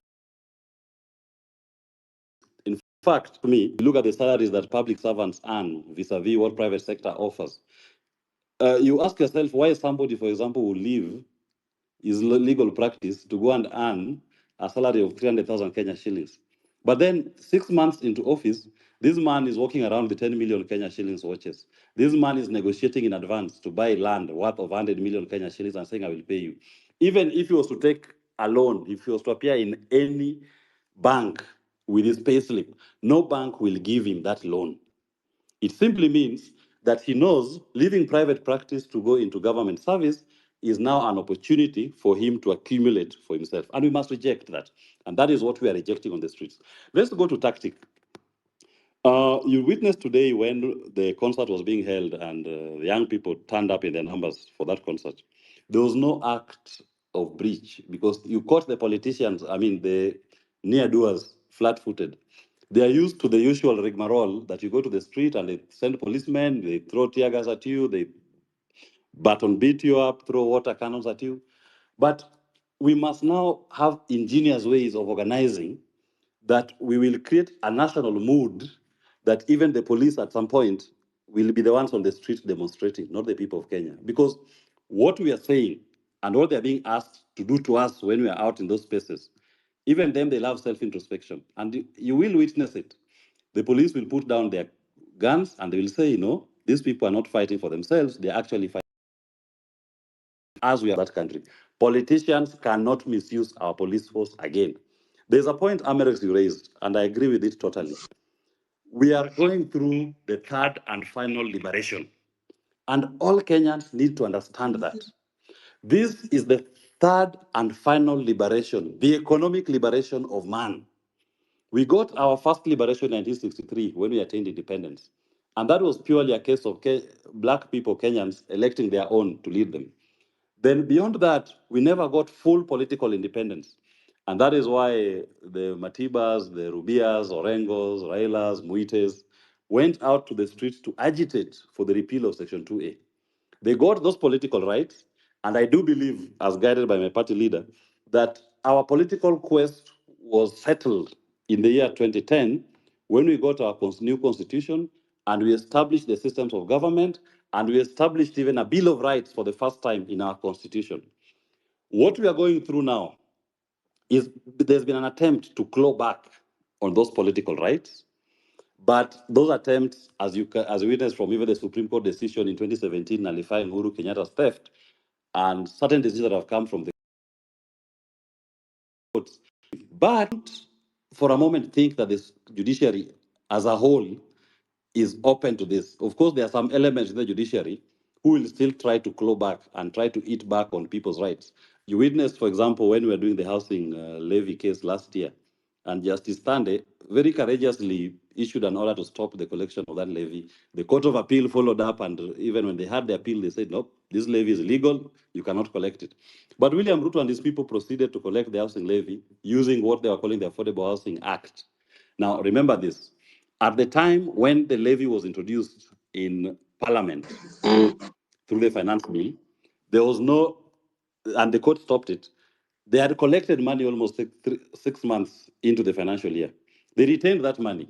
They should be returning that money to all Kenyans who paid it, so that even if their new act were to pass, the collections should be in the coming financial year, not backwards. And look at what they did to Justice Tande. Within 2 weeks of a decision, she was transferred to Malindi to become the judge. They are removed from the Constitutional Division here in Nairobi. And they hope that they are going to get judges who will be acting as gatekeepers when action is brought against executive excesses. We cannot relent. We will follow all these judges and make sure that they are constitutional. Point I want to make, Amerix, is this. No, maybe before the final one. Let me tie it to what you said. In this citizens' conversation, we must, at the point of electing a new leadership, make sure that we are also clear on the system of governance. Are we being undermined by the party system so that when people are elected, they are more beholden to their political party than to the people who elected them? Look at William Ruto and his Kenya Kwanza members of parliament. First, they go to parliament. Kenyans give them their views. 99% of the memorandum and the people appear before them tell them this finance bill is bad, reject it. They ignore. In fact, Kimani of Molo has the audacity to say we will not even touch that question of motor vehicle circulation tax. That thing must be in that bill. They proceed to pass it. Then upon the people of Kenya putting pressure and William Ruto, even in people invading parliament, William Ruto decides to renege. Then he calls those members of parliament, and you see all of them clapping behind him, gleefully happy, and that's a good decision he has made to reject. Why did we have to lose more than 39 Kenyans to get to that space? Anybody who is occupying a position of leadership, a position in trust, to whom at least 39 Kenyans must die before his wrong can be corrected, does not deserve to sit in any public office in this country. Those members of parliament are cast. And I say this, Kenyans must continue to have a space they appear, because they are no longer representing the collective will of the people who voted them. And I want to urge us, sometimes I see some of our compatriots attacking those who voted for Kenya Kwanza or those who voted for some of these MPs. The fact that somebody voted for Kenya Kwanza or an MP, don't take it that he is now beholden to that person. When somebody has withdrawn his vote, his support, we join the movement, because our enemy is not that person voted. Maybe he was misled. He was lied to on election day. But now he has seen the folly of his ways and he has seen through. It's even encouraged that when somebody recalls his vote and says that this MP is no longer representing what I voted for, that is a person that becomes an ally, and you help him in his fight against his MP. So let's avoid cross-party or cross-voting attacks against each other. Our common enemy is William Ruto and Kenya Kwanza. Those are the people who have put us in this pain. The final point I want to make, and I hope my leader, Jimmy, I had Amerix, you try mentioning him if he could join. The question that we are facing as a country, which William Ruto and his people avoid dealing with, is the question of debt. These people took debt from the year 2014. Part of that debt didn't land in Kenya. I'll pick the Eurobonds, for example. They took 2 billion US dollars Eurobond. At that time, Jacob Juma, there's a gentleman, I think it's called Owiti, and even David Ndii was in that group. ODM convened them, and they went through to trace the movement of that money. And right at that point, even threatened to lead Kenyans to storm Treasury building to release where the money went. Upon that threat, Treasury released the first proof of payment. They released the RTGS form, which showed 1 billion US dollars was used to settle part of a loan that would be taken by Kibaki, and part of that money was paid into a CBK account. Correct, accounted for. The second part, 1 billion US dollars, at that time is almost 100 billion Kenya shillings. When they demanded for the information to be released, they released a form. It's in the public domain to date. And that form shows money from JP Morgan to another bank, and the account to which it is going in Qatar is redacted. You cannot see the name of the person to whom that money is being made. That is 1 billion US dollars in your debt books. In other words, somebody went to America or to the European market and took a Eurobond of 2 billion US dollars in your name. He made you to be responsible for paying that debt. And he did not apply that money to any project in Kenya. He did not procure parliamentary approval for that money. But what the Kenyan people ended up with is a responsibility to pay for that money. We did pay for that money sometimes, I think it was in end of June. And at that time, now when we were paying for it, we refinanced it. We took a fresh one at an interest rate of 10.35%. At the time of taking in 2014, the interest rate was 6%. And there are so many other such loans which are taken in our name. If you go to our PFM Act, it is very clear. You can only borrow money for a project. You only borrow development. In Kenyan government issuing, every week they issue treasury bonds and bills. They're telling you this bond and bill is going to finance which project.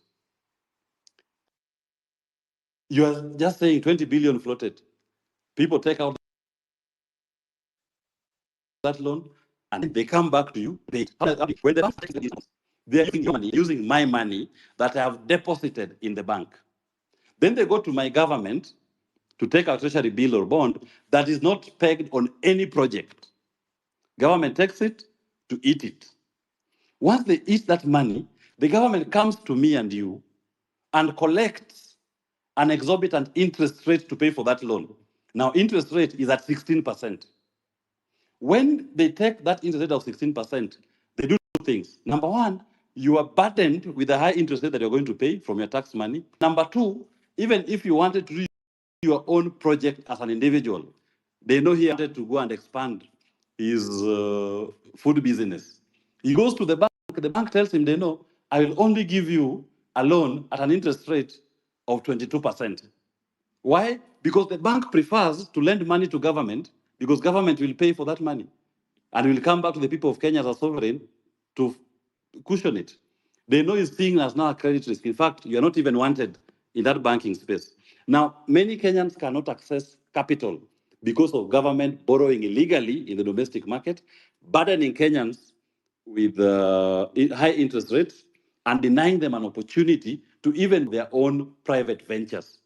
That is why you are not seeing any development. What today, as we speak, what is stimulating development in this country? If government is not doing any project, where's the flow of money? When I'm not putting up, expanding my law firm, or somebody is not expanding his business, where's the flow of money? Because I go to a bank to take a loan to put up a fish farm in Kisumu. That bank will tell me they want an interest rate of 20%, 25%. Why? Because government is borrowing at 16%.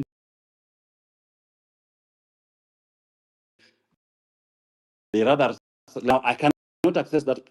The government was not used to build a bridge, to build a dam. It was all eaten. So we must be very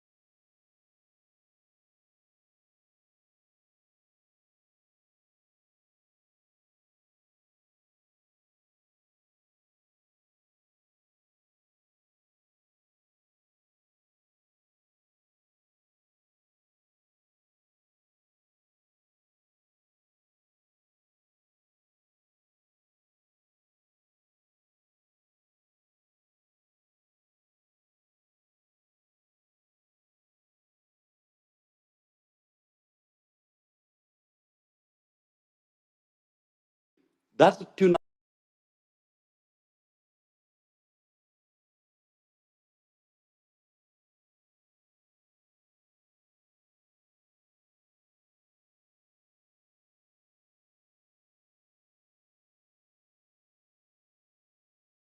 bond is legal. We must pay for it.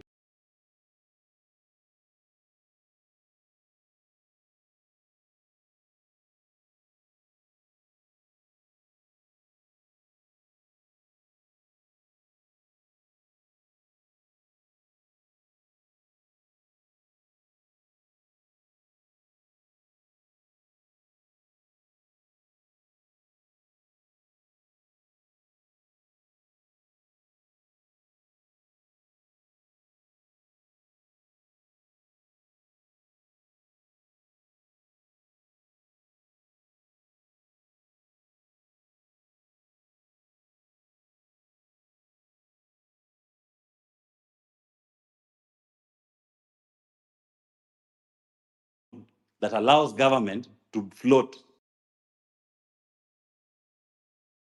We are a country of the rule of law. The sovereign people of Kenya have even said in rejecting the finance bill, if you think that this country will only develop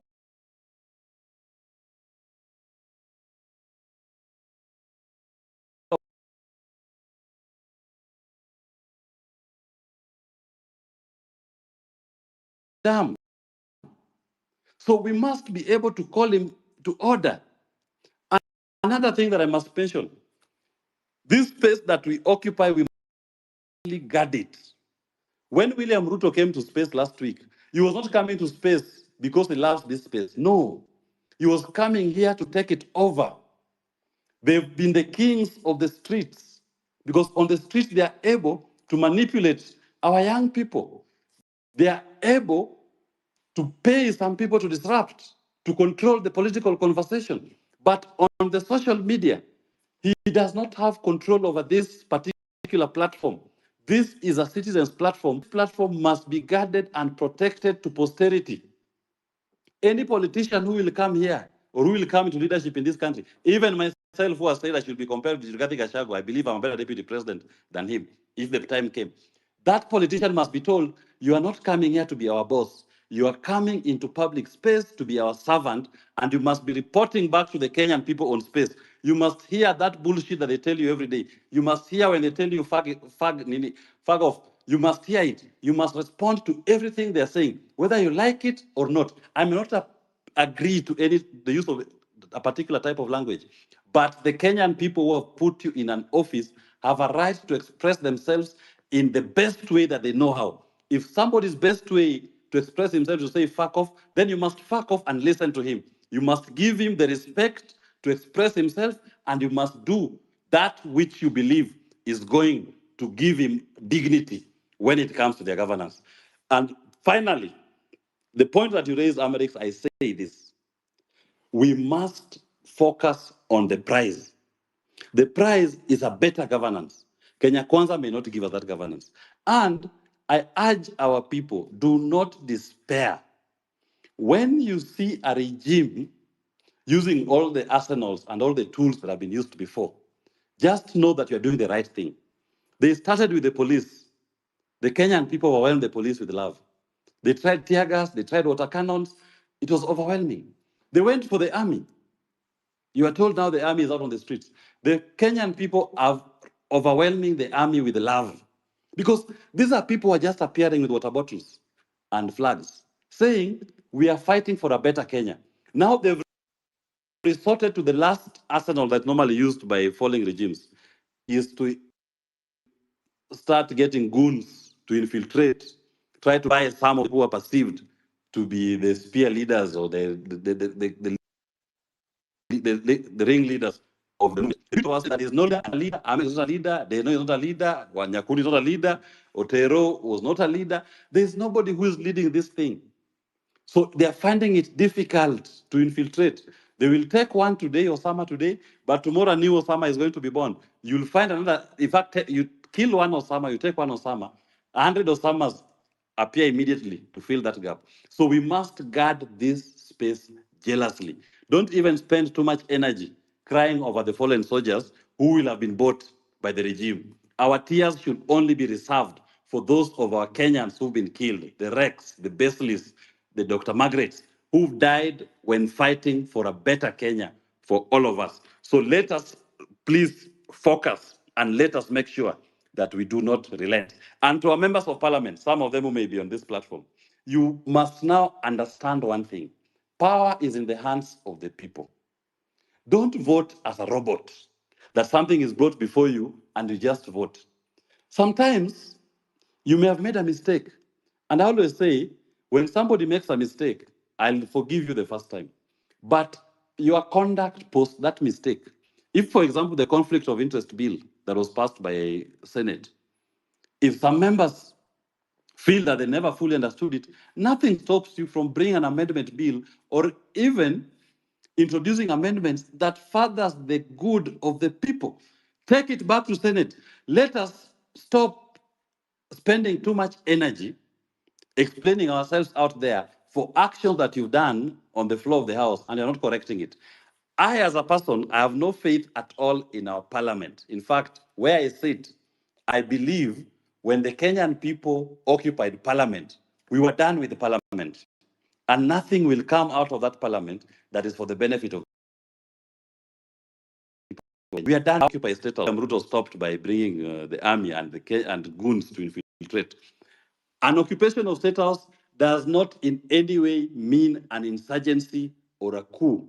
It simply means the Kenyan people want a civil conversation on the manner in which they are going to be led. And let us not, when people say, I'm going to occupy parliament, we must, or I'm going to occupy state house, we must be very careful not to start selling fear or encouraging the police or the army to use guns. When somebody says we are going to occupy parliament, what you should be doing is asking the police, asking the parliamentary leadership, can you make sufficient arrangements for the group that is coming, that there's security for the members, there's security for the protester, who has the right under Article 37 to protest. When he comes to parliament, he's given a chance, he's given an opportunity to express himself.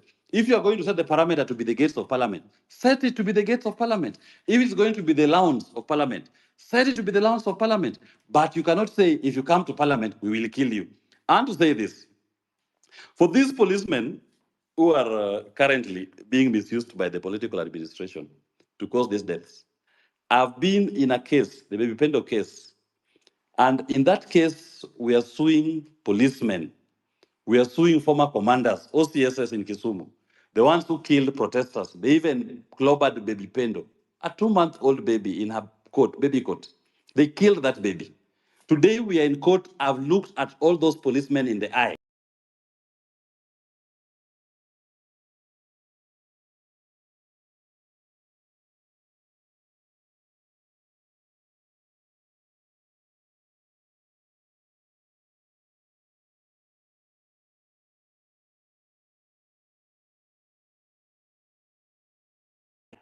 I've seen the fright in their faces.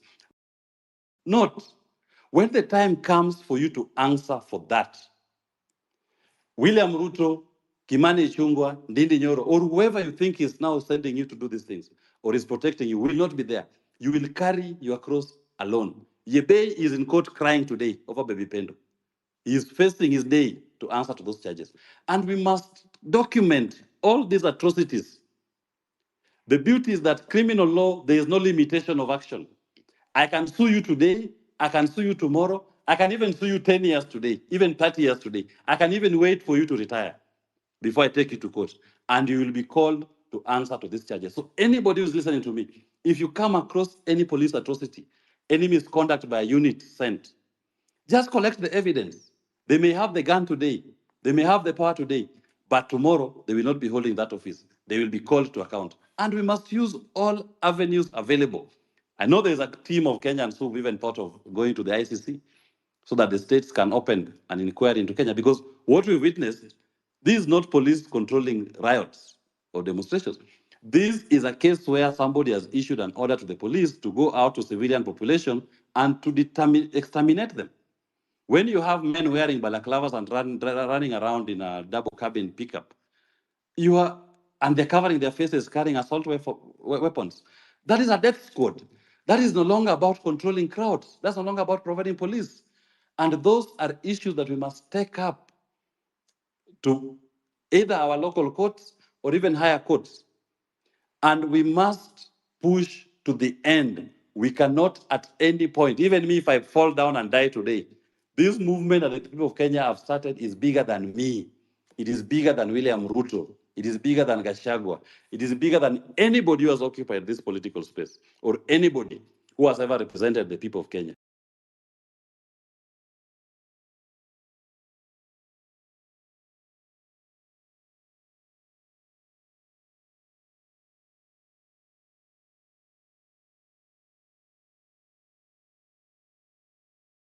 Whoa, I have learned a lot. Thank you very much, Wakili, for that. I want to bring in here.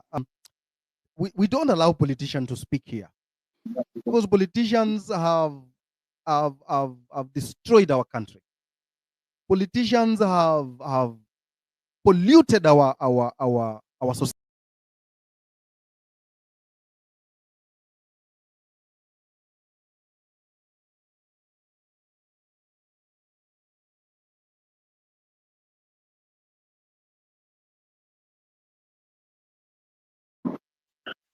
Asante.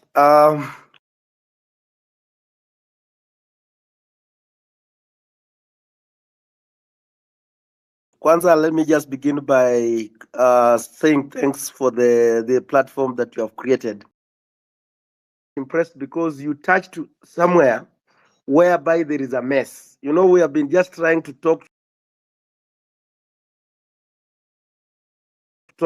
but there is a place that where Amerix you touched so deep, and this is the where we need now to go, and this is the time, because number one, all these problems that we are facing, it is because of we have lacked a parliament that is vibrant, a parliament that can hold executive on serious oversight. Because when the constitution was made, maybe I'm not good a historian, but you're all aware that we have 3 arms of government, and each arm has its own roles. And I remember when we met with the president as young parliamentarian, he told us that the young leaders, when young parliamentarians some time back, that we should legislate. Our work is to legislate. But so surprisingly, you find like if there is a controversial bill that has to go through, you will find like the members, you meet with, like, you remember last time we had people like Narama, they had made a deliberation position that I'm going to vote no. But the moment these guys, they are called in the parliament, in the state house, when they come back from the state house, everything has changed. And that is why there is a point where you say that we need a referendum, a constitutional referendum, whereby the presidency, we cannot have a parliament that is an extended hand of an executive. Recently, you saw what just happened as a procedure of the house, we never have. We're not used to have we always have the house business Tuesday afternoon, then Wednesday from morning to evening, and then Thursday from 2 onwards.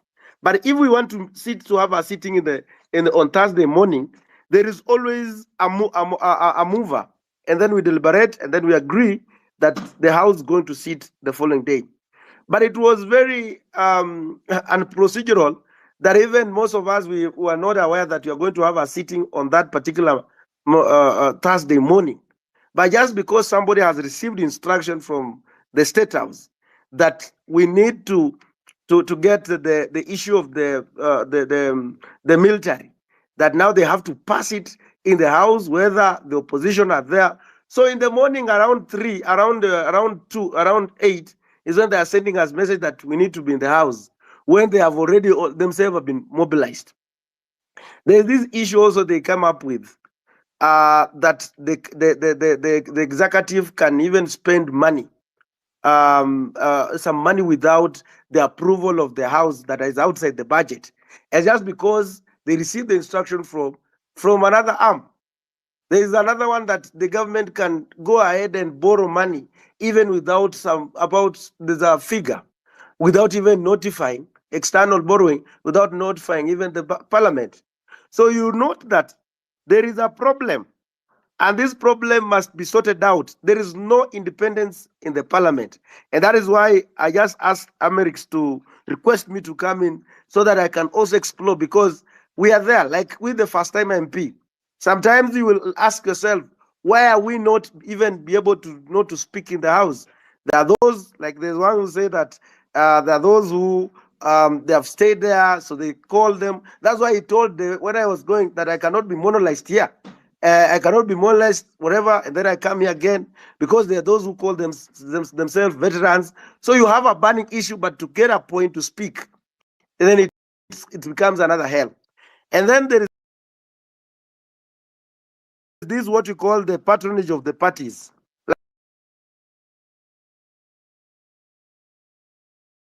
We have to converse. That is where we have to speak about. Why is it that these members of parliament, like the opposition, this is not about only the government, because of some politics that was just happening. Then you also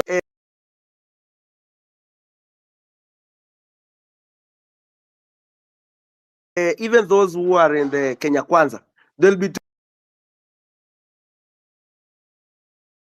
told that you have to follow this direction.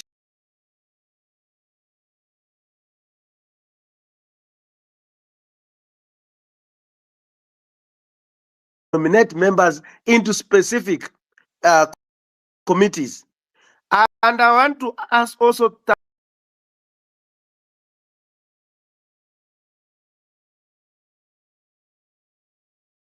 the welcome to full Kenyans that they are trying to look at an inquiry commission to look at the issue to do with the debt position of this country. And I want to tell you that there is a report that was done, and this report was done by there is a committee that is there, is a select committee called the Public Debt Committee, that is mandated to look at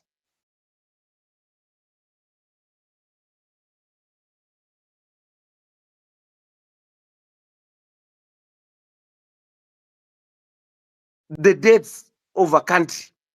So when saying that he has formed an inquiry commission to go and look at this, that when we already have a report that implicated that the Eurobond money never came into this country, and people were paid, by the way, were paid. And so, again, what is really, that's why for those who have heard me speaking even on public rallies, in public, I ask myself a question. I'm not a good historian, but in 2013, I wasn't so much into politics I was still in school. And I used to hear people like Thuge, where the Kamau Thuge were the PS of the finance by that time, very powerful PS. We had people like Narotich were there, Henry Rotich were the CS of finance. We had people like Njuguna Ndungu, who was the central governor of the central bank. And so the same people, when the money from the Eurobond got lost, are the same people that have been rewarded these jobs as the economic advisors. They are the same people that now they are holding bigger positions in terms of holding the finances of this country. You ask yourself, there is what you call the audit.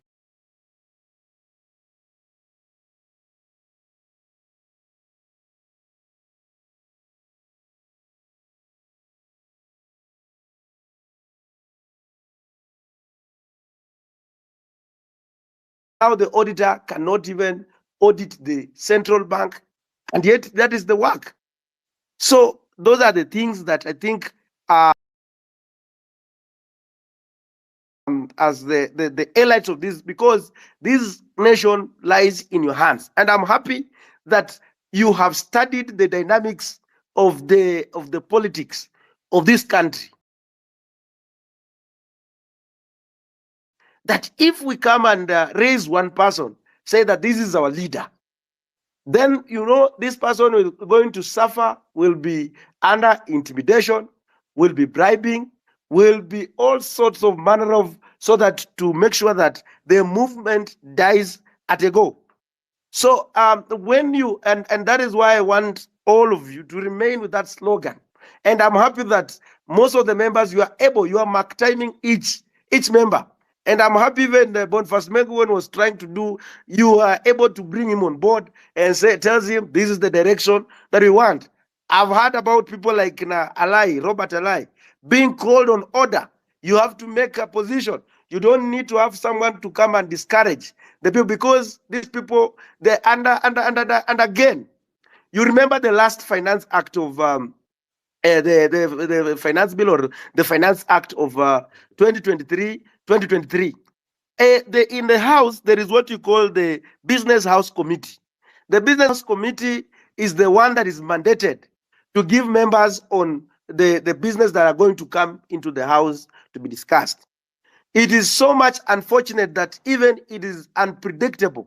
If someone wants to pin you down, they will tell you that we are going to vote like last time.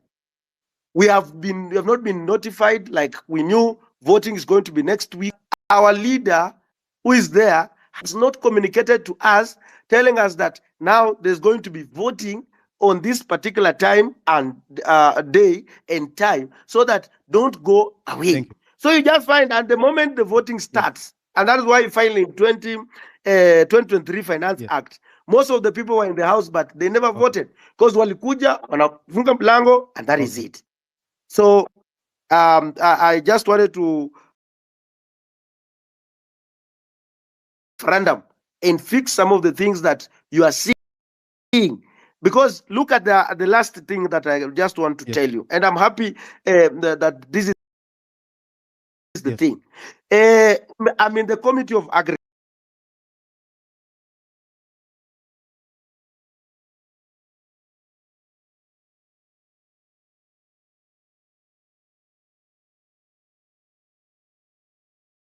And we worked in all the cereals board in this country, trying to look at the facts that when the scandal of fertilizer. So when we brought this report on the parliament, they just put it that side. No one used it. And then these people are working scot-free. So thank you so much for bringing on board us. Thank you very much. But I want to put it to you that the entire nation is so disappointed with the House. The entire nation is so angry with the parliament. And the only thing the nation wants right now is that parliament should be recalled, the whole of it. That parliament is a mess. Because from what you've told us, it's like parliament is now like business. It's like a market. The person, the one you can buy is the one that will pass those bills. So we want that parliament to go home. It should be dissolved, all of it. We don't want it. And if they continue staying there, these young men will come back for them, and they will now remove them forcefully from those seats. So go and tell your members or your colleagues that we are so disappointed. We do not want anything to do with them. Ndegwa Njiru, habari yako? Yeah. Thank you very much, Eric. Thank you very much, all the participants. I have keenly followed the debate since we began, and I have heard the encouragement that we are more focused than ever to make sure that we redeem this country, that we reclaim this country, that we rebuild this country.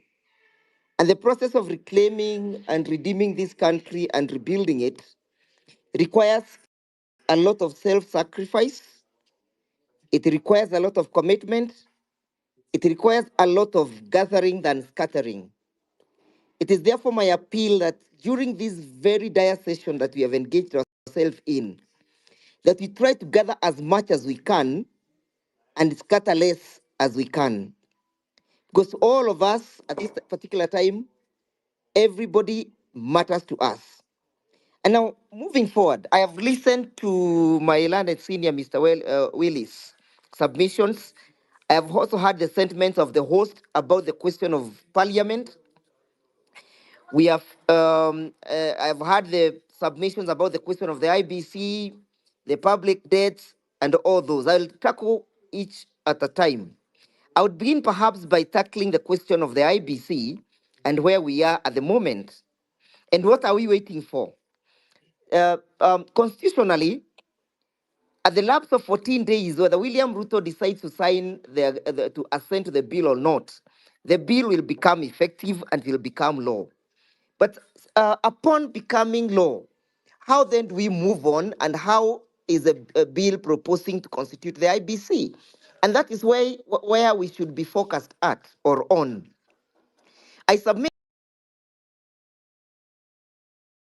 the constitution of the panel that will select the commissioners. They said, one, the political parties will have serious role in participating in the manner in which the commissioners will be selected. For example, the political party liaison committee, which is a liaison committee that is constituted of all the registered political party in this country, notwithstanding whether those political parties have complied with the political parties, they were granted an opportunity to appoint 3 representatives who will sit in the panel to select the commissioners. Kenya Kwanza was equally given 2 slots to select the commissioners. Azimio was equally given 2 slots. 1 slot, I think, is going to the public, members of the public. But the question is, this is a very important panel that will reconstitute the IBC.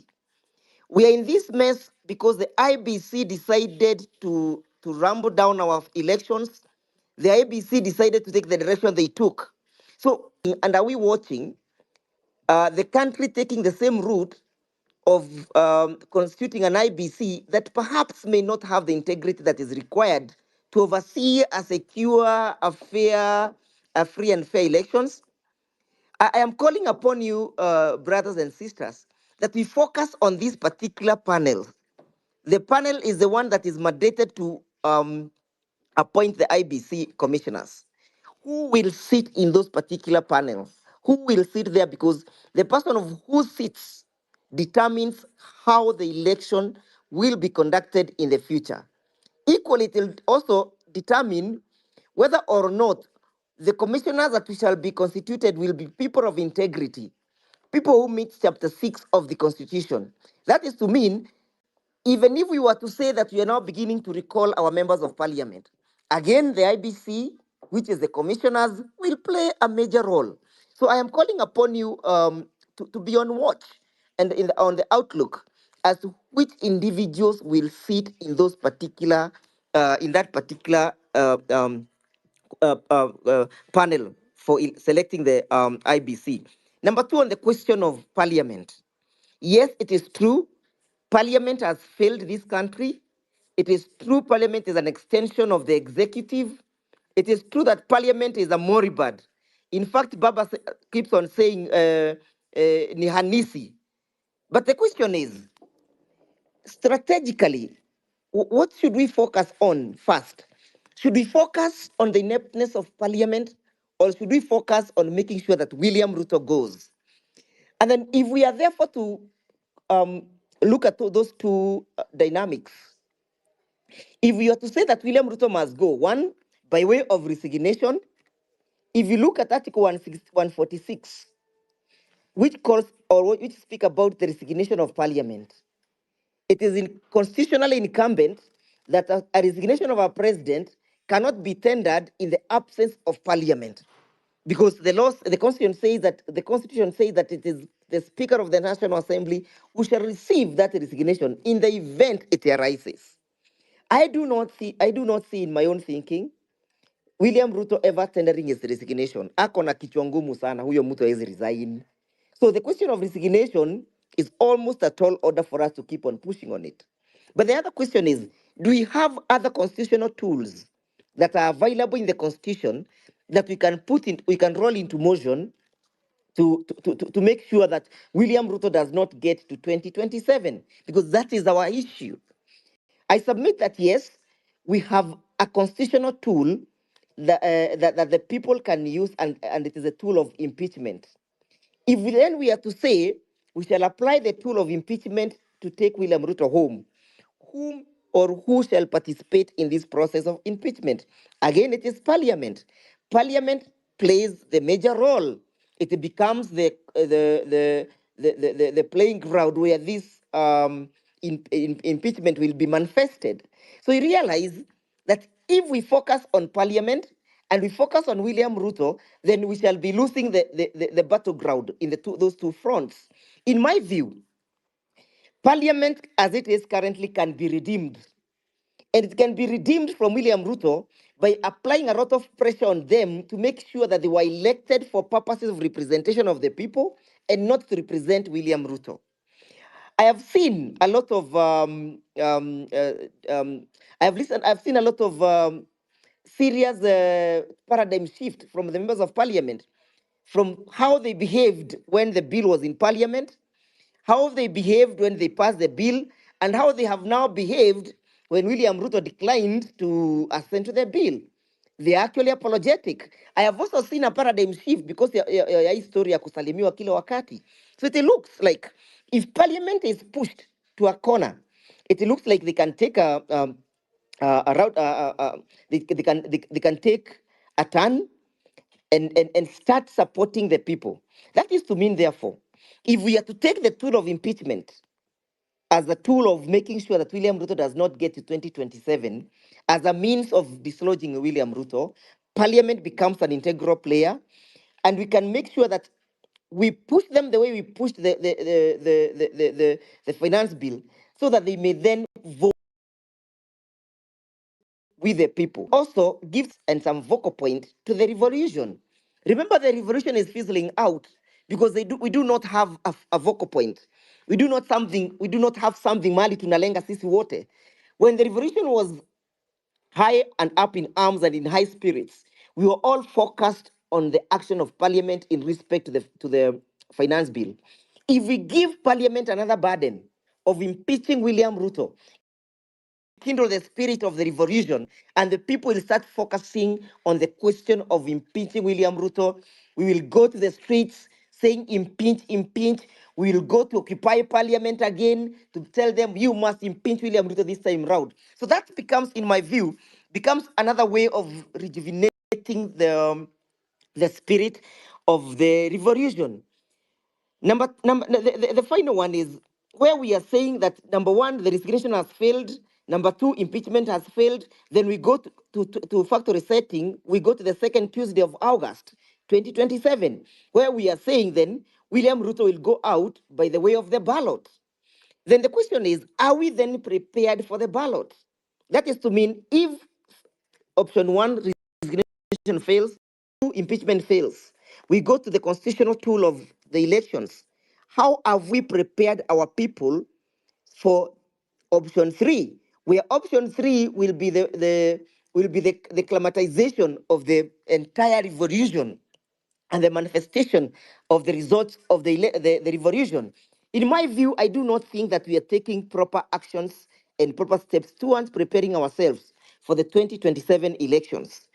In my view, we need to make sure that people get the most crucial tool of making them ready for 2027, and that is the national identity card.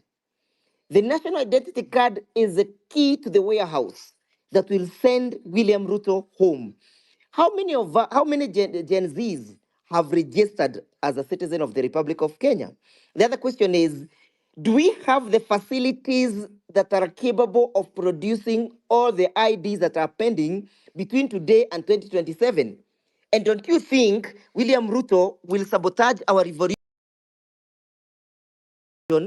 by making the facilities are not available?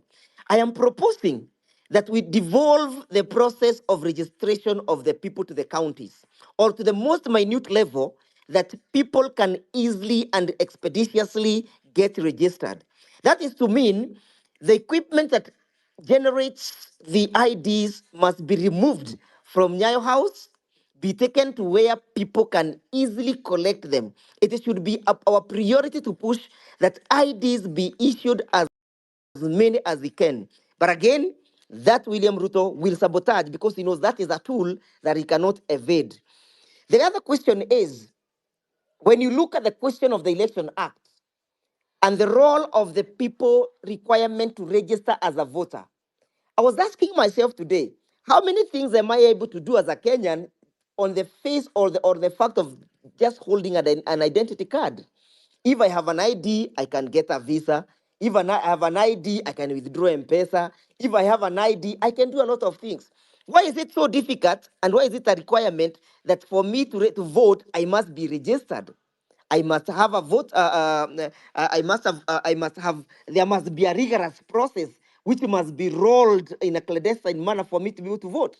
What is the role of the ID? Why can't I just go and vote? Why can't the register be generated on that basis? That if you have an ID, you are registered to vote.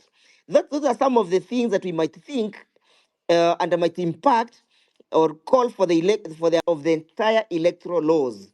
We have made various proposals in that respect about the question of how the elections can be expedited and how everybody can be involved in the process of the elections. As I sum up, I've had the latter speaker, the member Silasia, speak about a referendum. In my view, we are not yet ready for that. If we say that we want to take the country to a referendum, we'll be losing our eyes from the ball. We'll not be able to keep the eyes on the ball. The eyes on the ball is the fate this country is where William has taken this country. We must fix William Ruto if we want to fix the country. If you want to fix the economy of this country, fix William Ruto. If you want to fix the education system of this country, fix William Ruto. If you want to fix the agricultural sector of this country, fix William Ruto. If you want to fix the transport industry, fix William Ruto. If you want to fix the manufacturing industry, fix William Ruto. William is a problem that this country has. It's a cancer that is ailing this country. And therefore, at the moment, our focus should be how do we get William Ruto out of office? We have, in the past, been able to put a spirited fight in court, if I may report. For example, there's a pending matter that is before the court today about the finance bill and about the participation of the IMF. We have gone to court asking the Treasury not to sign any further agreement, either with the IMF or with the World Bank. That matter was reported in the Standard today. I am actually the petitioner, the Mount Kenya jurist, which the chairman is also the petitioner, another group of advocates. So we are saying that we should be able to push for change from our own perspective and from where we are. For example, Willis has made very, very, very able submissions in respect to the extermination of young people by the police. We must be able to tell the country that we have other international instruments that can be able to address the kind of the extermination that the country is doing to the young people in the absence of a domestic remedy. That is to mean, and I echo his words, that we must be able to collect and collate all this evidence. And we must be able to give them a periodic ultimatum that if you will not have prosecuted or charged these guys who are responsible for this within a specific period of time, then we shall be able to put into motion other international instruments. As at now, we should have actually written a letter to the ICC informing them of the situation that is unfolding in the Republic of Kenya, so that these guys understand that you're not just depending on the IPOA or depending on the DPP or depending on the DCI to investigate. The world has become a global stage, so that they understand that in the absence of your investigation, we have other international instruments playing that role. I agree with Willis that when a police officer retires, haidangi nyumbani na hizo bunduki, anaenda kivyake, and we shall go for them where they shall be at the time at the time when these processes shall be unfolding. In my final submission, it is true that if you took a debt and the debt was registered in our books, and the data is not reflected in this country anywhere in either project, then you should be prima facie liable for that particular debt. The country should not be made to carry the burden of those individuals who enriched themselves with our public money. The moment you go and take a debt to enrich yourself, you have breached the social contract between myself and yourself. That is to mean the liabilities that accrues therefrom, from that particular debt, accrues to you as an individual and not to us as a nation. And finally, what is this William is saying? That is appointing a task force to review the debts. What was he paying? Hasn't he told us that he has been paying debts? Kwani amekuwa akilipa nini? Has he been paying things that he does not understand and things that he does not know? So in my view, huyu jamaa anatuchezea. We should keep the fire burning. We need to move on. We need to fix William Ruto, and we need to make sure that he understands the question of the sovereignty of the people. The sovereignty of the people is supreme, and that is why we're able to address you at this particular time freely. The moment we dim this light, the moment we fail to support the movement of the revolution, I think the revolution will fizzle out. The young people will get fatigued, and then they will lose the cause. So we must also begin to call other people who are not directly involved in the revolution to also take part by ghost laws. We need even to have strategies of serious economic sabotage. If we know that unauzanga mayai na hii mayai yako inakujanga hii supermarket fulani, we should be able to have a strategy of economic sabotage. It worked very well in America during the civil rights movements. People boycotted, and the effect was felt. If we know a company that sells particular kama ni soda inauzanga, na wewe umetoka huko America na umepewa debt yako na unasupport huyu jamaa, we should be able to say don't take that soda. Why should we not be able to say, ile siku ingine alikuwa huko nilisikia alipewa sijui mapesa zingine za kampani zingine hapo, sitaki kuzitaja saa hizi mimi, lakini hizo kampuni tunazijua. It means they are supporting him. Why should we continue supporting their products to support a tyranny or support a dictator who is sabotaging our economy? So those strategies of economic sabotage should be applied so that they also feel the pain and so that we may share this pain equally. So humbled for the time granted to me to make my humble submissions. Thank you. Thank you very much, Wakili. Sante sana. That one needs some break. I mean, I've learned a lot of things about your submission. We are a country that is carrying debt that we don't know what it is paying for, who borrowed the debt, and why. Someone asked me the other day that the government is not creating jobs. The government does not create jobs. The government creates an enabling environment for you to create a job. Kazi serikali ni kukupatia environment poa ndio ufanye kazi. Serikali ikiandika daktari, haija create kazi ya daktari. Imeandika huyo daktari asaidie serikali ku create enabling environment ya mtu kufanya kazi. So that ukikuwa mgonjwa ukifanya kazi, unaenda kwa hospitali ya serikali, unatibiwa, ndio urudi ufanye kazi. Ukifanya kazi unakuwa productive, then the government comes and tells you, ulienda kwa hospitali yetu, hebu lipa hii tax. Essentially, haufai kulipa pesa kwa hospitali kwa sababu unalipa tax. So kazi ya serikali ni kukupatia the right environment ya wewe kufanya kazi. And when you work, that's when you create a job. For example, kama wewe ni engineer, that is your work. Uko na skill ya engineering. So una create kampuni yako ya kutengeneza bridge. So kwa hiyo kampuni yako utaandika watu, au watu umewapatia job. So your work has created a job.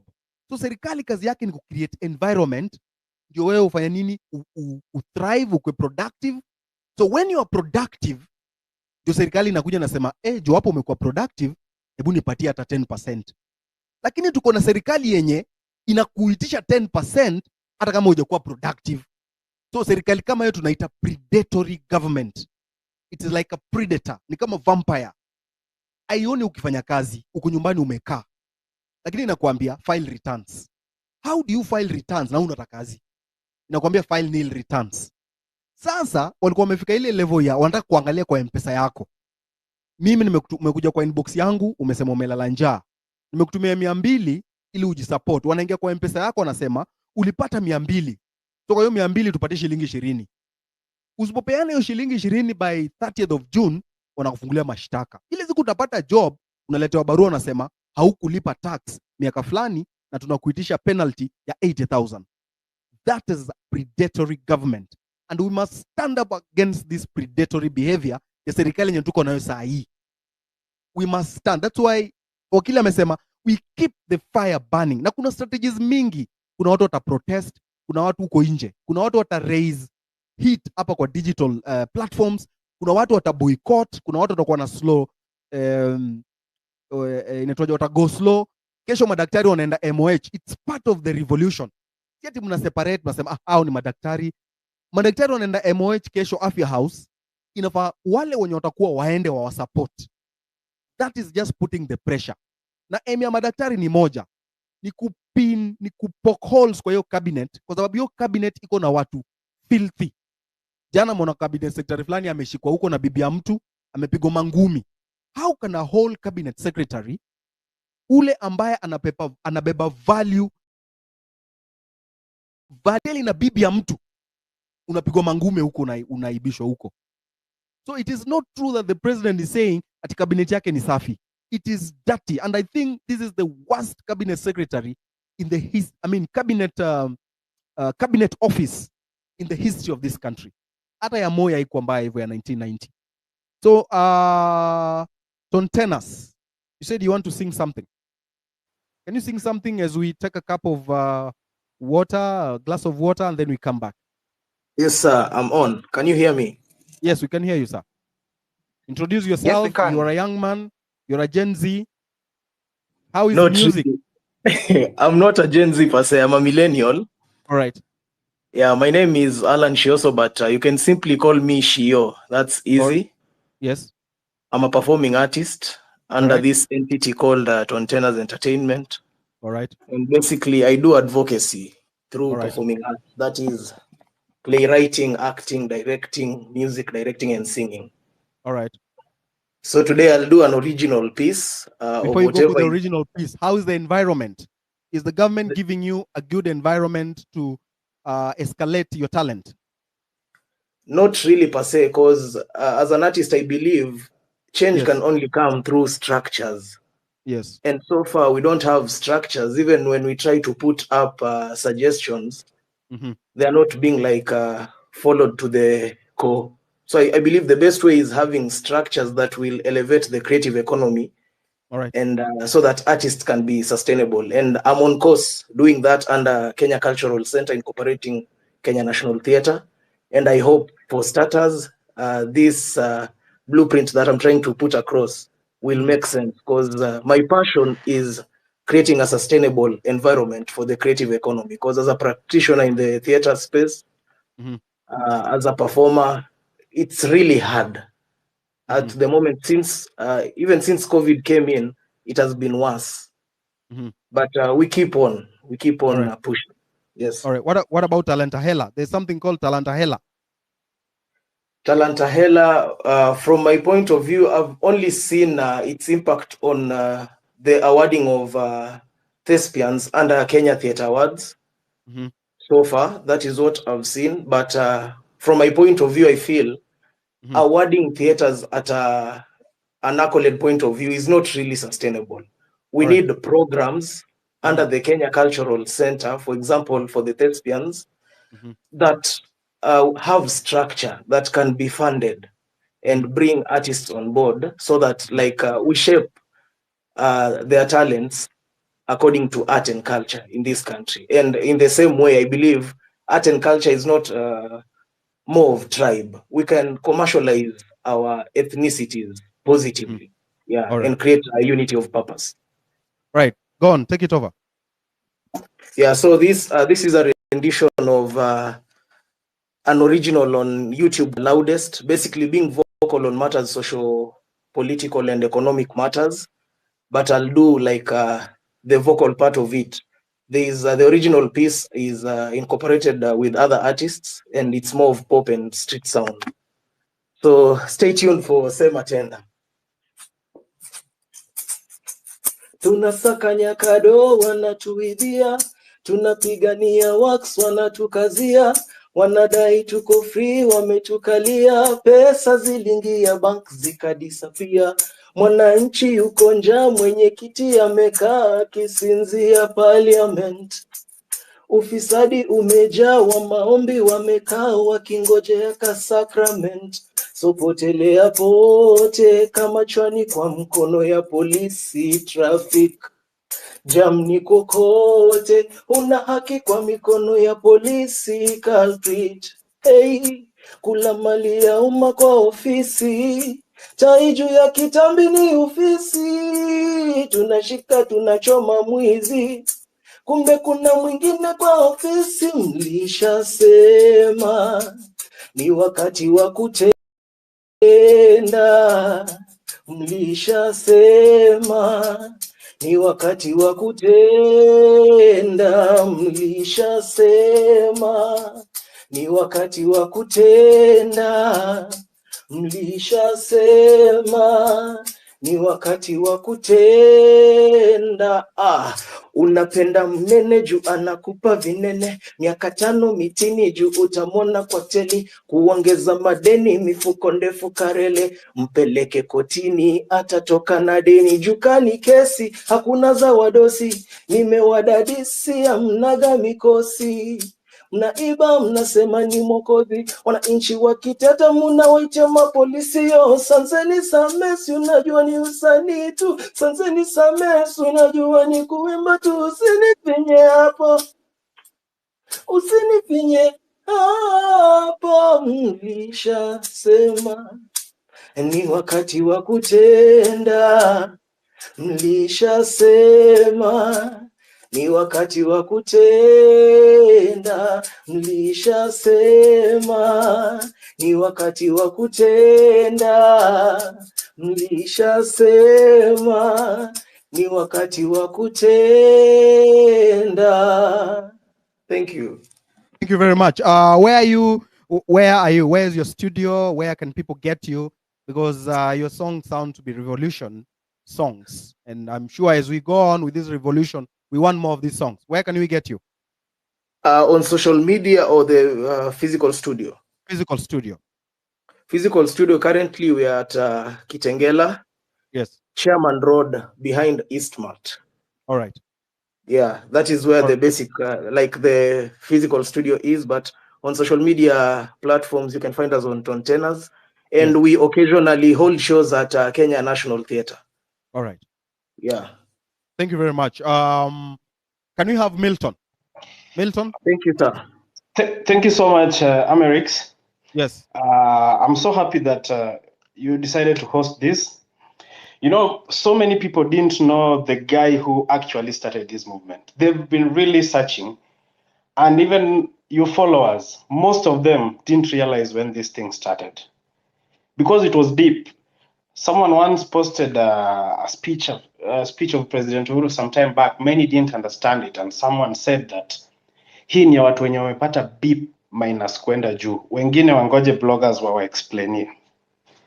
So in the, like on this conversation, the first thing before I even continue much, you also need to balance between hawa watu wenye wana verified, hawa watu wenye kuko chini. Tumezoea kuona wanasiasa and wherever in the public platform. These other people can also give you different opinions because they're in the different part of the country. Bringing up this assembly, it's like assemblies in different parts of the country. So my main issue, or the first thing I've been thinking about is, I think we need a referendum in this country because we need to reduce salaries of MPs like the ones like Peter Salasia here. We need to reduce their salaries. Why should we pay a member of parliament almost 1 million Kenyan shillings a month and they don't even make any laws? Yeah. Why should we have a women representative? I can dare say all the women representatives, ever since we started devolution, none of them has ever come up with a bill to support anything about girl child. We don't need them. What are they doing? They're just earning salaries for nothing. Yeah.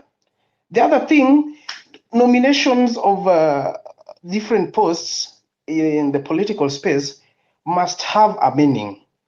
Because in this past election, most parties, people just nominated their girlfriends, and it is in the public domain. If people know that nani alikuwa anamfieka, wakamweka. They have nothing but walifinywa huku kwa county assembly. Sana county assembly ndo au mabigi kwa maparties walieka girlfriends wao. And people know it, and it is so sad. People earning money, they don't build that changes the government, like the lives of the ordinary citizens. So my first thing is venye mtu kama Raila alikuwa analeta hiyo referendum ya BBI nini aleta referendum salaries zao say from those 800 and wherever, or we the people, we can bring a referendum through a representative. We can have signatures and all that. Once the IBC is constituted, we need to have a referendum because we cannot be paying people all this money and we are not getting anything worth of our money. Ever since, for example, someone like Salasia, I like how he does his things, but the work of a member of parliament is to make laws. The work, then our members of parliament makes people think that their work is to handle the CDF. They are just patrons. Each and every constituency has someone called constituency development, the fund manager, who wanaitwa fund manager. They are the people employed by the national government, and they're not even employed by these politicians. Wao wanakuwa employed kama wafanyikazi wengine wa serikali. These are the people who should be doing everything. An MP anaweza peleka tu proposal like mnijenge barabara kutoka hapa hadi hapa hivi na hivi. But people think that CDF is the work of a member of parliament. It is not. So if your parliamentarian or your member of parliament up to this moment has not brought any constructive bill to the house, you should send that warthog home. Don't tell me that this guy ati anafanya kazi mzuri kwa ground. Hiyo ni kazi ya CDF board. Yes, MPs are just patrons, but because of and dictators they are, they make you guys feel like it is them doing everything. It is not them.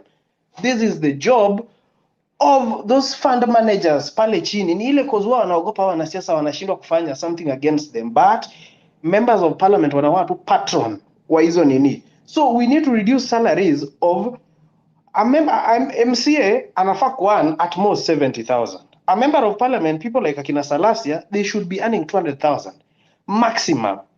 Yes, the president should not earn more than 500,000 in this economy. Yani tunaomba pesa, yeye mwenyewe anakuja juzi anasema tunaomba 1 trillion. Tunaomba aje 1 trillion tukulipe mshahara ya hizo millions. Why are we paying them? Why are we paying spouses of these guys? They said that they are not going to allocate funds to these people. How are we going to know that they are not going to allocate funds? Yeah. How are we going to know that they are not allocating funds to those people? Yeah. He said that during his last speech, he said that they are going to reduce advisors by half. Yes. Atatoa list ya majina ya watu wenye anaenda kureduce. Hizi vitu PR. You get another Okay. thing. Another thing Yes. I wanted to say. I've talked about Yes. referendum. I've talked about salaries, and there's something that came into my mind when Ombachi was talking. Yes. I need him to, if he was a good student of the posts, Americ's who are a post, he could have known Yes. that he's also been working with very bad people. First of all, Safaricom has not been good. See at him and Amando wamekuwa wabaya. They've been bad. Mm. So he was also working with very bad people. He needs to know that. Secondly, he's Mhm. working with even Mhm. Royco. Mhm. Royco is killing our people. It is the truth. Yes. It's just Mhm. like this Colgate, this Coca-Cola. You get, huh? Yes. Any Mm. fluoridated toothpaste in Mm. Atumiza, we don't need to work Yes. with them. We can find ways of earning in other Mm. places. The All other right. thing, before I finish, just having 2 points and then I finish, is Yes. that most of our MPs, they just get elected to loot. You get, huh? Wao Yes. wanatakanga tu kuloot. And this Mm. culture pia huwa sisi tunaileta kama wananchi. Ukiona mbunge wako anapita unataka 500, 200, hiyo pesa atakutolea wapi kama sio kukuibia? Kweli. Atakuibia and Yes. then akisha kuibia atataka aingie huko, akiingia atarudisha na interest. Ndio maana unaona wanaweka mabibi zao, cause bibi alichukua loan kwao, sister yake fulani alichukua loan job, ndio wamfund a campaign. The other thing Okay. which many people fear talking about, and I've been seeing it in Kenya for a very long time, is Yes. we as a country, we have a national intelligence service.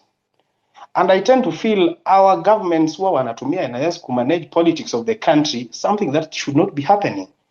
Unasikia, oh, I Okay. have the information. I have the information. In the last government, before William came in, Kimani Chungwa was so fond of attacking NIS. Yeah, Mm. he seemed to be having a lot of information. And I'm like, we Yes. shouldn't be managing politics with NIS. Let them do their job. Let them protect our Yes. country. But they should not be Mm-hmm. put into this problem of managing our politics. And Okay. before I finish, I want to congratulate someone like Cyprian Yakundi. Cyprian Yakundi made Safaricom and even like Cheza Games, this company, they'd taken billions from Kenyans. He won a case that Mm-hmm. made these guys get back, like refund billions of money. So when people are Okay. saying, oh, this and this, we need also to check on such. And we cannot All right. support same sides all the time. Thank you so Thank you. much. Thank you very And much. All right. all right, thank you. Oh, bless you. Bless you. Bless you. Rosalind Wanjiru. I have not seen women here coming. This is not a masculinity space. This is a citizens assembly. I want to see more women here because I wrote yesterday that any combat, as long as women are giving us the buffer zone, that combat will be successful. I want to see more women here talking. I want to see their animation, their vocals here, and raising the stakes in this revolution combat. Rosalind. Thank you very much for the.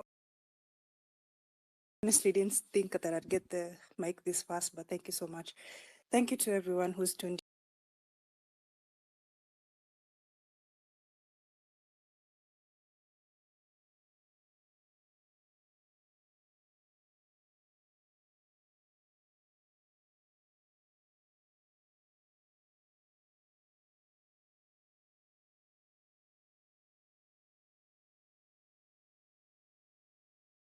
in tonight. I think the breadth and the depth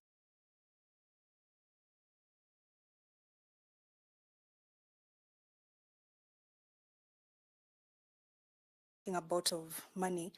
I came across a statistic that we we had an undersubscription to the bonds. It was coming to about 2%. And that is one of the ways in which Kenyans have indicated a certain level of confidence declining in the government's long-term commitment, right? So this shows that we need to vote with our money. And what do I mean with this? If the Kenya shilling is losing value, how can we collectively keep highlighting the things that we care about? I followed a lot of the discussions that you hold on the Masculinity Saturday to do with health. And if people spend on things that devalue their health, it shows that we are not valuing our health. If we spend on things that are not forwarding our collective strength intellectually, mentally, professionally, it shows that we're not valuing ourselves. So it comes back to the money. We need to ask the questions about the money, where it's going, where it's being spent, how it's being spent, and how we can vote with our money. We've seen the for example, Safaricom being one of the institutions that is a gap in terms of internet connectivity. The space has dropped severally, which has been frustrating. And I know as we, as we converse on how to participate more in Starlink, we will know that digital connectivity is not a thing we can compromise on going forward. In terms of parliament, unfortunately, we've seen the problems of committees and overregulation. This needs to end because for businesses which are not able to plan for 5-10 years, thinking in terms of continuity and sustainability in the country, this has to be a thing of the past. We can't keep revising our budgets and revising our compliance every year. That should end with this, hopefully, revolution as we think about building sustainable businesses in Kenya. Thirdly, it's that in terms of the money, we need to rethink how we are investing, how we are saving. If we're all saving in for example, banks and money market funds, and yes, these have been valuable, but if we are not getting returns that are above the rate of inflation, we are losing in as much as we are trying to work harder. The problem with printing currency, and as we've seen this with the US dollar, is that the height of dollar printing has gotten its debt level to 34.8 trillion USD, and this is the highest it has been in history. So if the money is cheap and the debt is too high, then development is out of the question. Essential spending on healthcare, energy, and infrastructure that improves the lives of people goes down the drain, and this is where politics tends to reign. So for Kenya, we're seeing the similar problem in terms of the currency going down in value, the printing is going up, and this is what's killing our productivity. So we need to rethink how we are saving, how we are investing, because unless we can beat the depreciation, we are collectively losing in a way that we can't even begin to fathom. Lastly, it's that in the problem and in regard to real estate, that's one of the key pillars that is connected even to identity as Kenyans. We want to own, we want to own a piece of the land, somewhere to call home, somewhere to be grounded, somewhere to be connected to our families. It's so vital, but the current political system is putting that ownership in compromise. We've seen too many funds looted going directly to real estate. I thought, and I kept asking myself, why is it that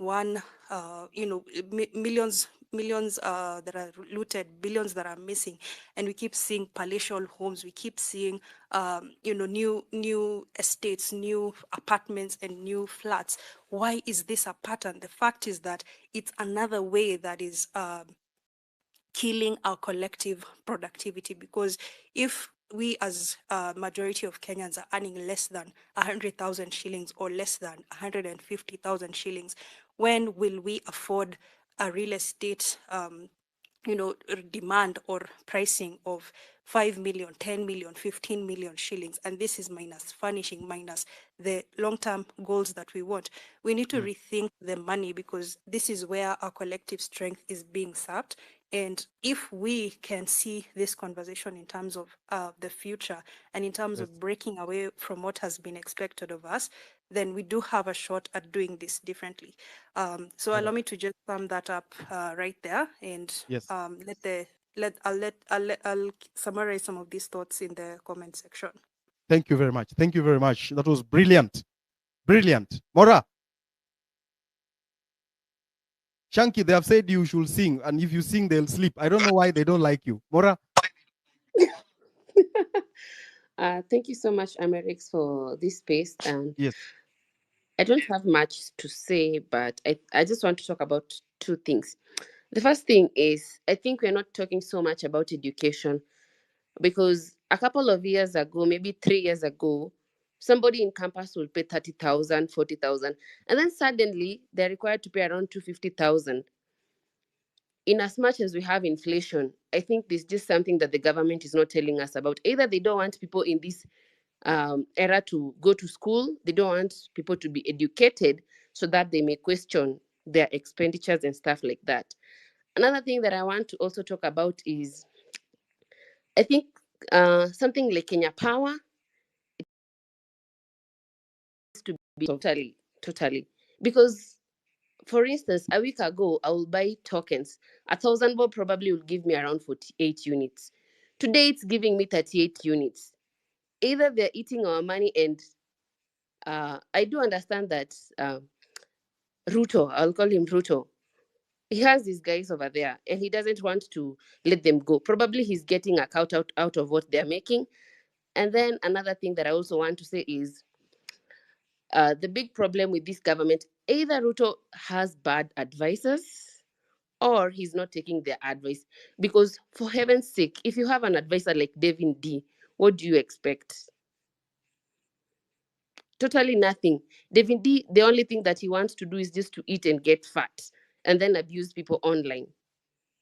So I think that we should continue with this revolution. And my big issue is education. I think that is where I want us to talk about so much. Thank you. Education, because it's become too expensive. I think more than 50% will not go to campus this year because it's too expensive.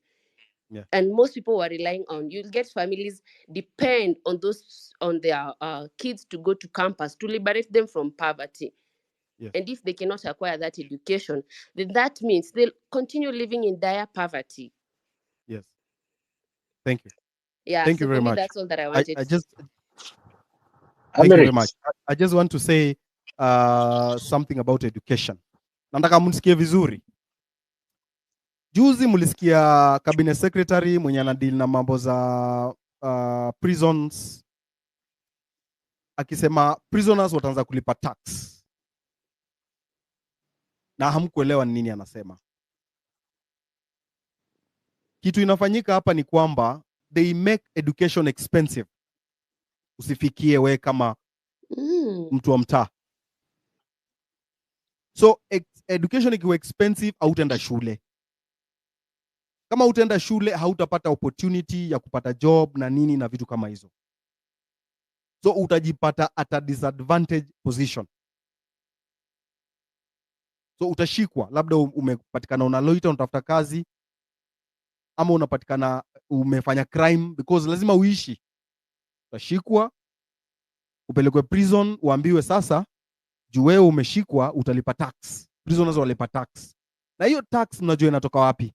Hiyo tax ni wewe unaenda kufanya kazi kwa kampuni za wazungu zimeandikwa kazi Kenya, kujenga manyumba, kujenga mabarabara na kujenga nini. Ukishatoka prison unaambiwa ile pesa yenye ungelipwa, ingine tulipa tax na ingine tulijenga hizo manyumba na vitu kama hizo.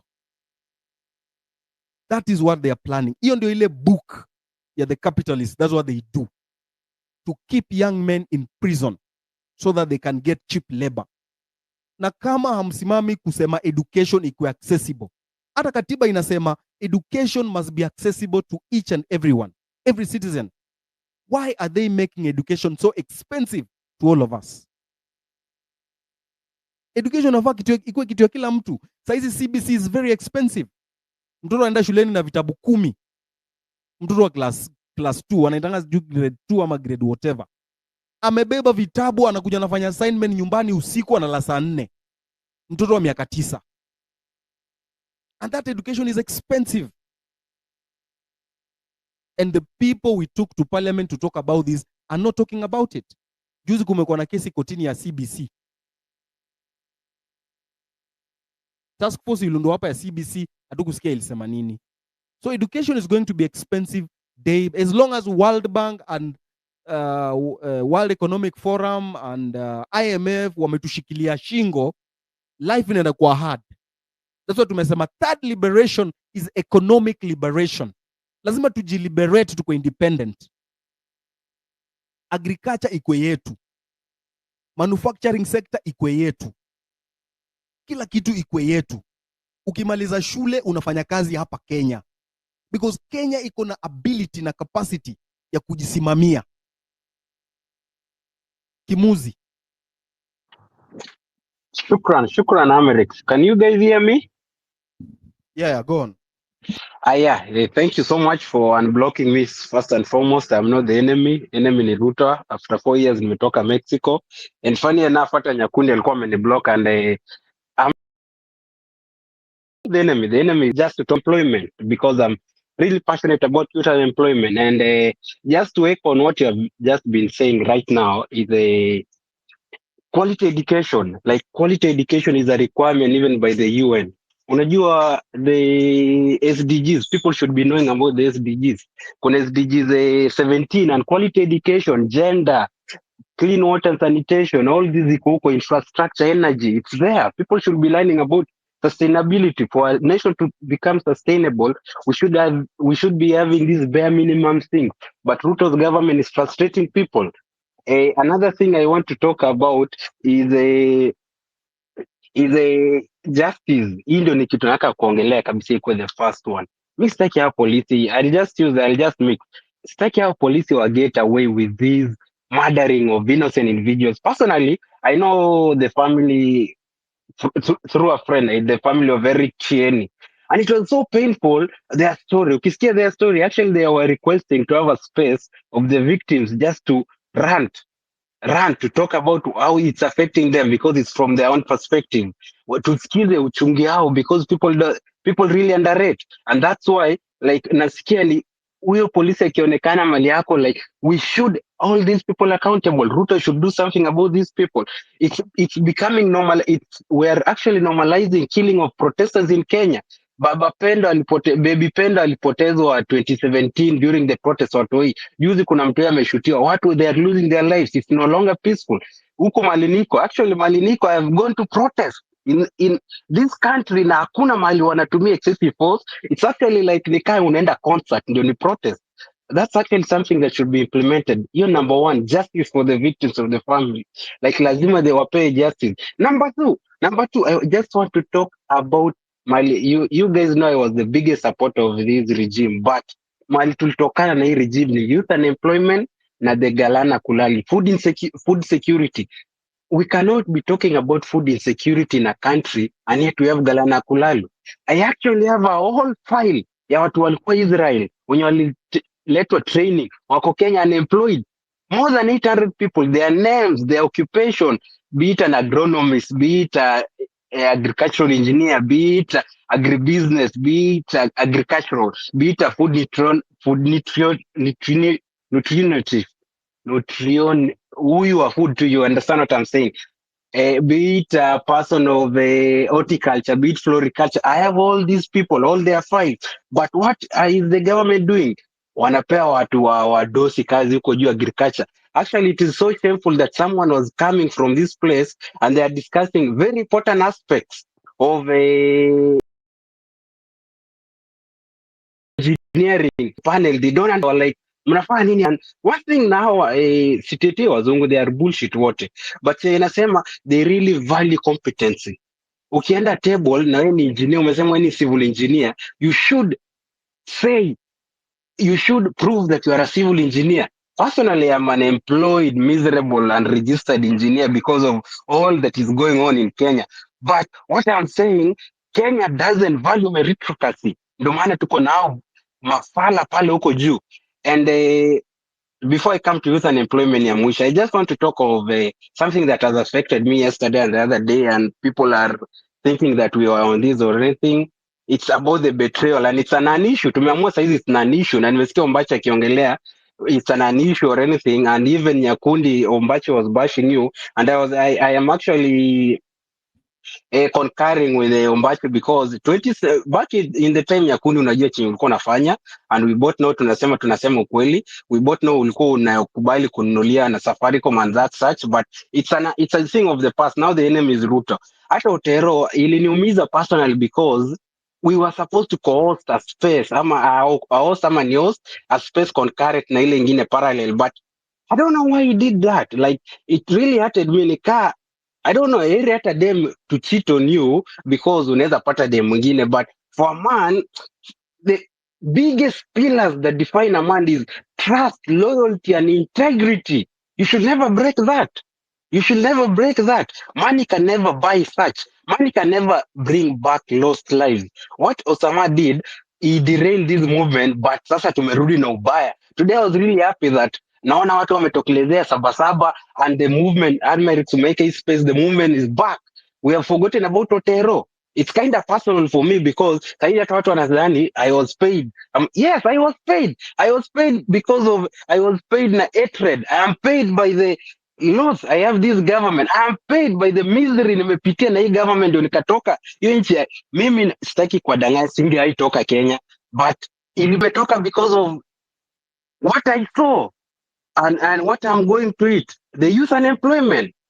Guys, people don't know people. The youth, we are losing the youth in Kenya to alcohol, misery, gambling because of being unemployed. Personally, I know people wenye America amesema saizi ukisoma nje, ukisoma Kenya, represent Kenya in your own country.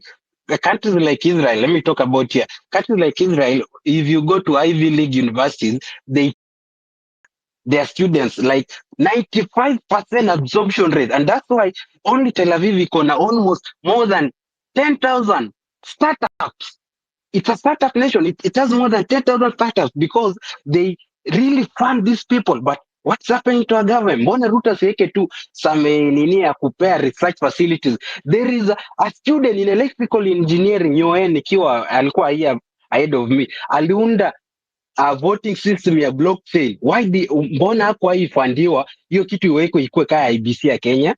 Why? Because we don't value our education system. We value watu waheshimiwa wako wamejaa sijui KPLC, wamejaa Kengen, wamejaa wapi. Me personally, I used to live in Roysambu, Red Plate. People know me from that. Hata Mora mwenye ameongea sasa hivi. I know her personally, she knows me. Tuliishi Ngara tukiteseka. Youth unemployment ni mbaya sana. Unapata watu wakiwa keg dance, not because they are in keg dance. Wanakunya because of they cannot stomach what's going on in their lives. They have done, it's really miserable to work hard all, just to America, 2 minutes more. It's all, ni kitu mbaya sana to work, to struggle all your life and not to get the fruits. Ni mbaya sana kupanda, tuseme saizi umepanda kitu kaa pilipilio because I'm a farmer. Umepanda pilipilio alafu isitoe mazao. Ni mbaya sana na umepeleka hadi huko juu. So sisi hatuna mazao, mbona ujae engineer ujaze graduates into the field na hana mazao? So what I'm trying to talk about, the government should create an environment yenye umesema, the government should not provide the jobs, the government should provide an environment, the security, the finances to these people so that nataka watu wa feel the pain because I've been talking about employment kaya daktari. I used to say back in 2020 there are doctors that are unemployed. But people couldn't believe. But now, watu wanaona kuna doctors wenye wako unemployed. So these are very big issue. I need us to move on forward. Forget about traitors. Tuendelee na hii kitu. You should be activism. The last thing I want to say, activism should never and ever be paid. It's priceless. You should lose your life because of activism. Pambana hadi mwisho hata ukishikia kisu. Thank you. Asante sana. So we only have 7 minutes, and I'm going to give Diana Ocheng. Diana Ocheng?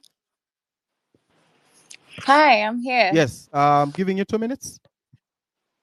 Okay, thank you so much for the opportunity. Yes, psych up the movement, psych up the movement.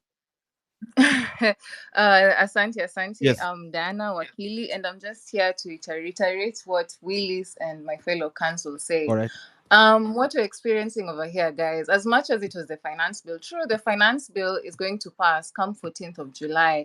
That comes with a lot of issues. The National Land Commission, the CS being given the power that used to be given to the land acquisition, to the NLC for compulsory land acquisition, the Data Protection Act, Ilokenda out, umenda Milan, umenda Oyster Bay, spend 10K. All right. Next week, what is it? And one thing people have said, the power is ours. Article 1 of the Constitution says power is either given directly or indirectly. What we did, as Willie said, we went and took our power. Parliament. Okay, right now we're calling for IBC reforms and our National Transitional Committee. I just want to put it across to people, as we're calling for Ruto to form all this, me personally, there's no way Ruto can be overseeing the committee that is going to still have his hands inside the cookie jar. And one thing that I want has been mentioned, I was in another space with Kimuzi, and somebody who funded Ruto's campaign really aliangusha sense up on Akasema, if we really want this thing, our elections are tagged to the IBC servers. I'll just put it over there. Why haven't the servers been accessible to us all these years? If our voice is truly in our Kura and our voters card, tutaenda tupige kura alafu tena tuibe tuseme tena tumeoshwa, tujam, tuseme wafungue servers wakatae. Guys, this is irrelevant, but I was in Baba's legal team. And I don't tell you, those servers are really key. Those servers, if we're really to champion for a better thing, if the result can be streamed and we can see, why can't they also open the servers if the servers are clean? I have a suspicion that unless siku tutaifungua hizo servers, tunaweza shtuka as a country. Right. So as we push for the agenda, also that's one agenda that we should have on the table. Thank you very much. Thank you very much. Eric, can I Ravin? just have 2 minutes? Ravin? Ravin disappeared. So who is that? It's me, Eric. Yes? It's Elvis. Yes, Elvis, giving you 2 minutes. Hi, Eric. Yes, go on. Thank you for the space. So for me, I'll just go straight to the point, and it's about the hallucinations that the president has been peddling around about jobs abroad. And I want to tell everybody who's listening here that it's a big lie. There's no deal is going out there to make about the jobs abroad. As you all know, for those who follow the news, I'm sure you've heard about the G7 countries, that is ranging from Australia, France, UK, USA, Canada. They are all trying to close borders and regulate immigration. So when someone is coming up to, he's using the term that I'm looking jobs for you guys abroad, it's a lie. There's nothing like that happening. In fact, they're tightening borders, and maybe in the next 1 year, it's going to be very hard to get any visa for any of these countries. Then number 2, I don't think it's right to take someone who has gone through the 844 system of education, you take him to the Arab world to be a caretaker, to be a security guard, and all sorts of menial jobs. I think it's a spit in the face, and it shouldn't be happening in this era. Lastly, I want to say we've made our politics so lucrative. Tell me why an MP or a president is going to use 150 billion to campaign to become president, earn a salary of 1 million. It doesn't really make sense. Yes. And that is where the problem is, because these guys are being funded by crooks outside there, and they have to reward them with kickbacks and all sorts of crimes, like economic crimes. And this is how we found ourselves in this mess at the moment, because those who funded them have to get kickbacks. All right. I'm sorry we have to end it there, but we can now stand up for the national anthem, because that is what binds us together as a country, and that's what we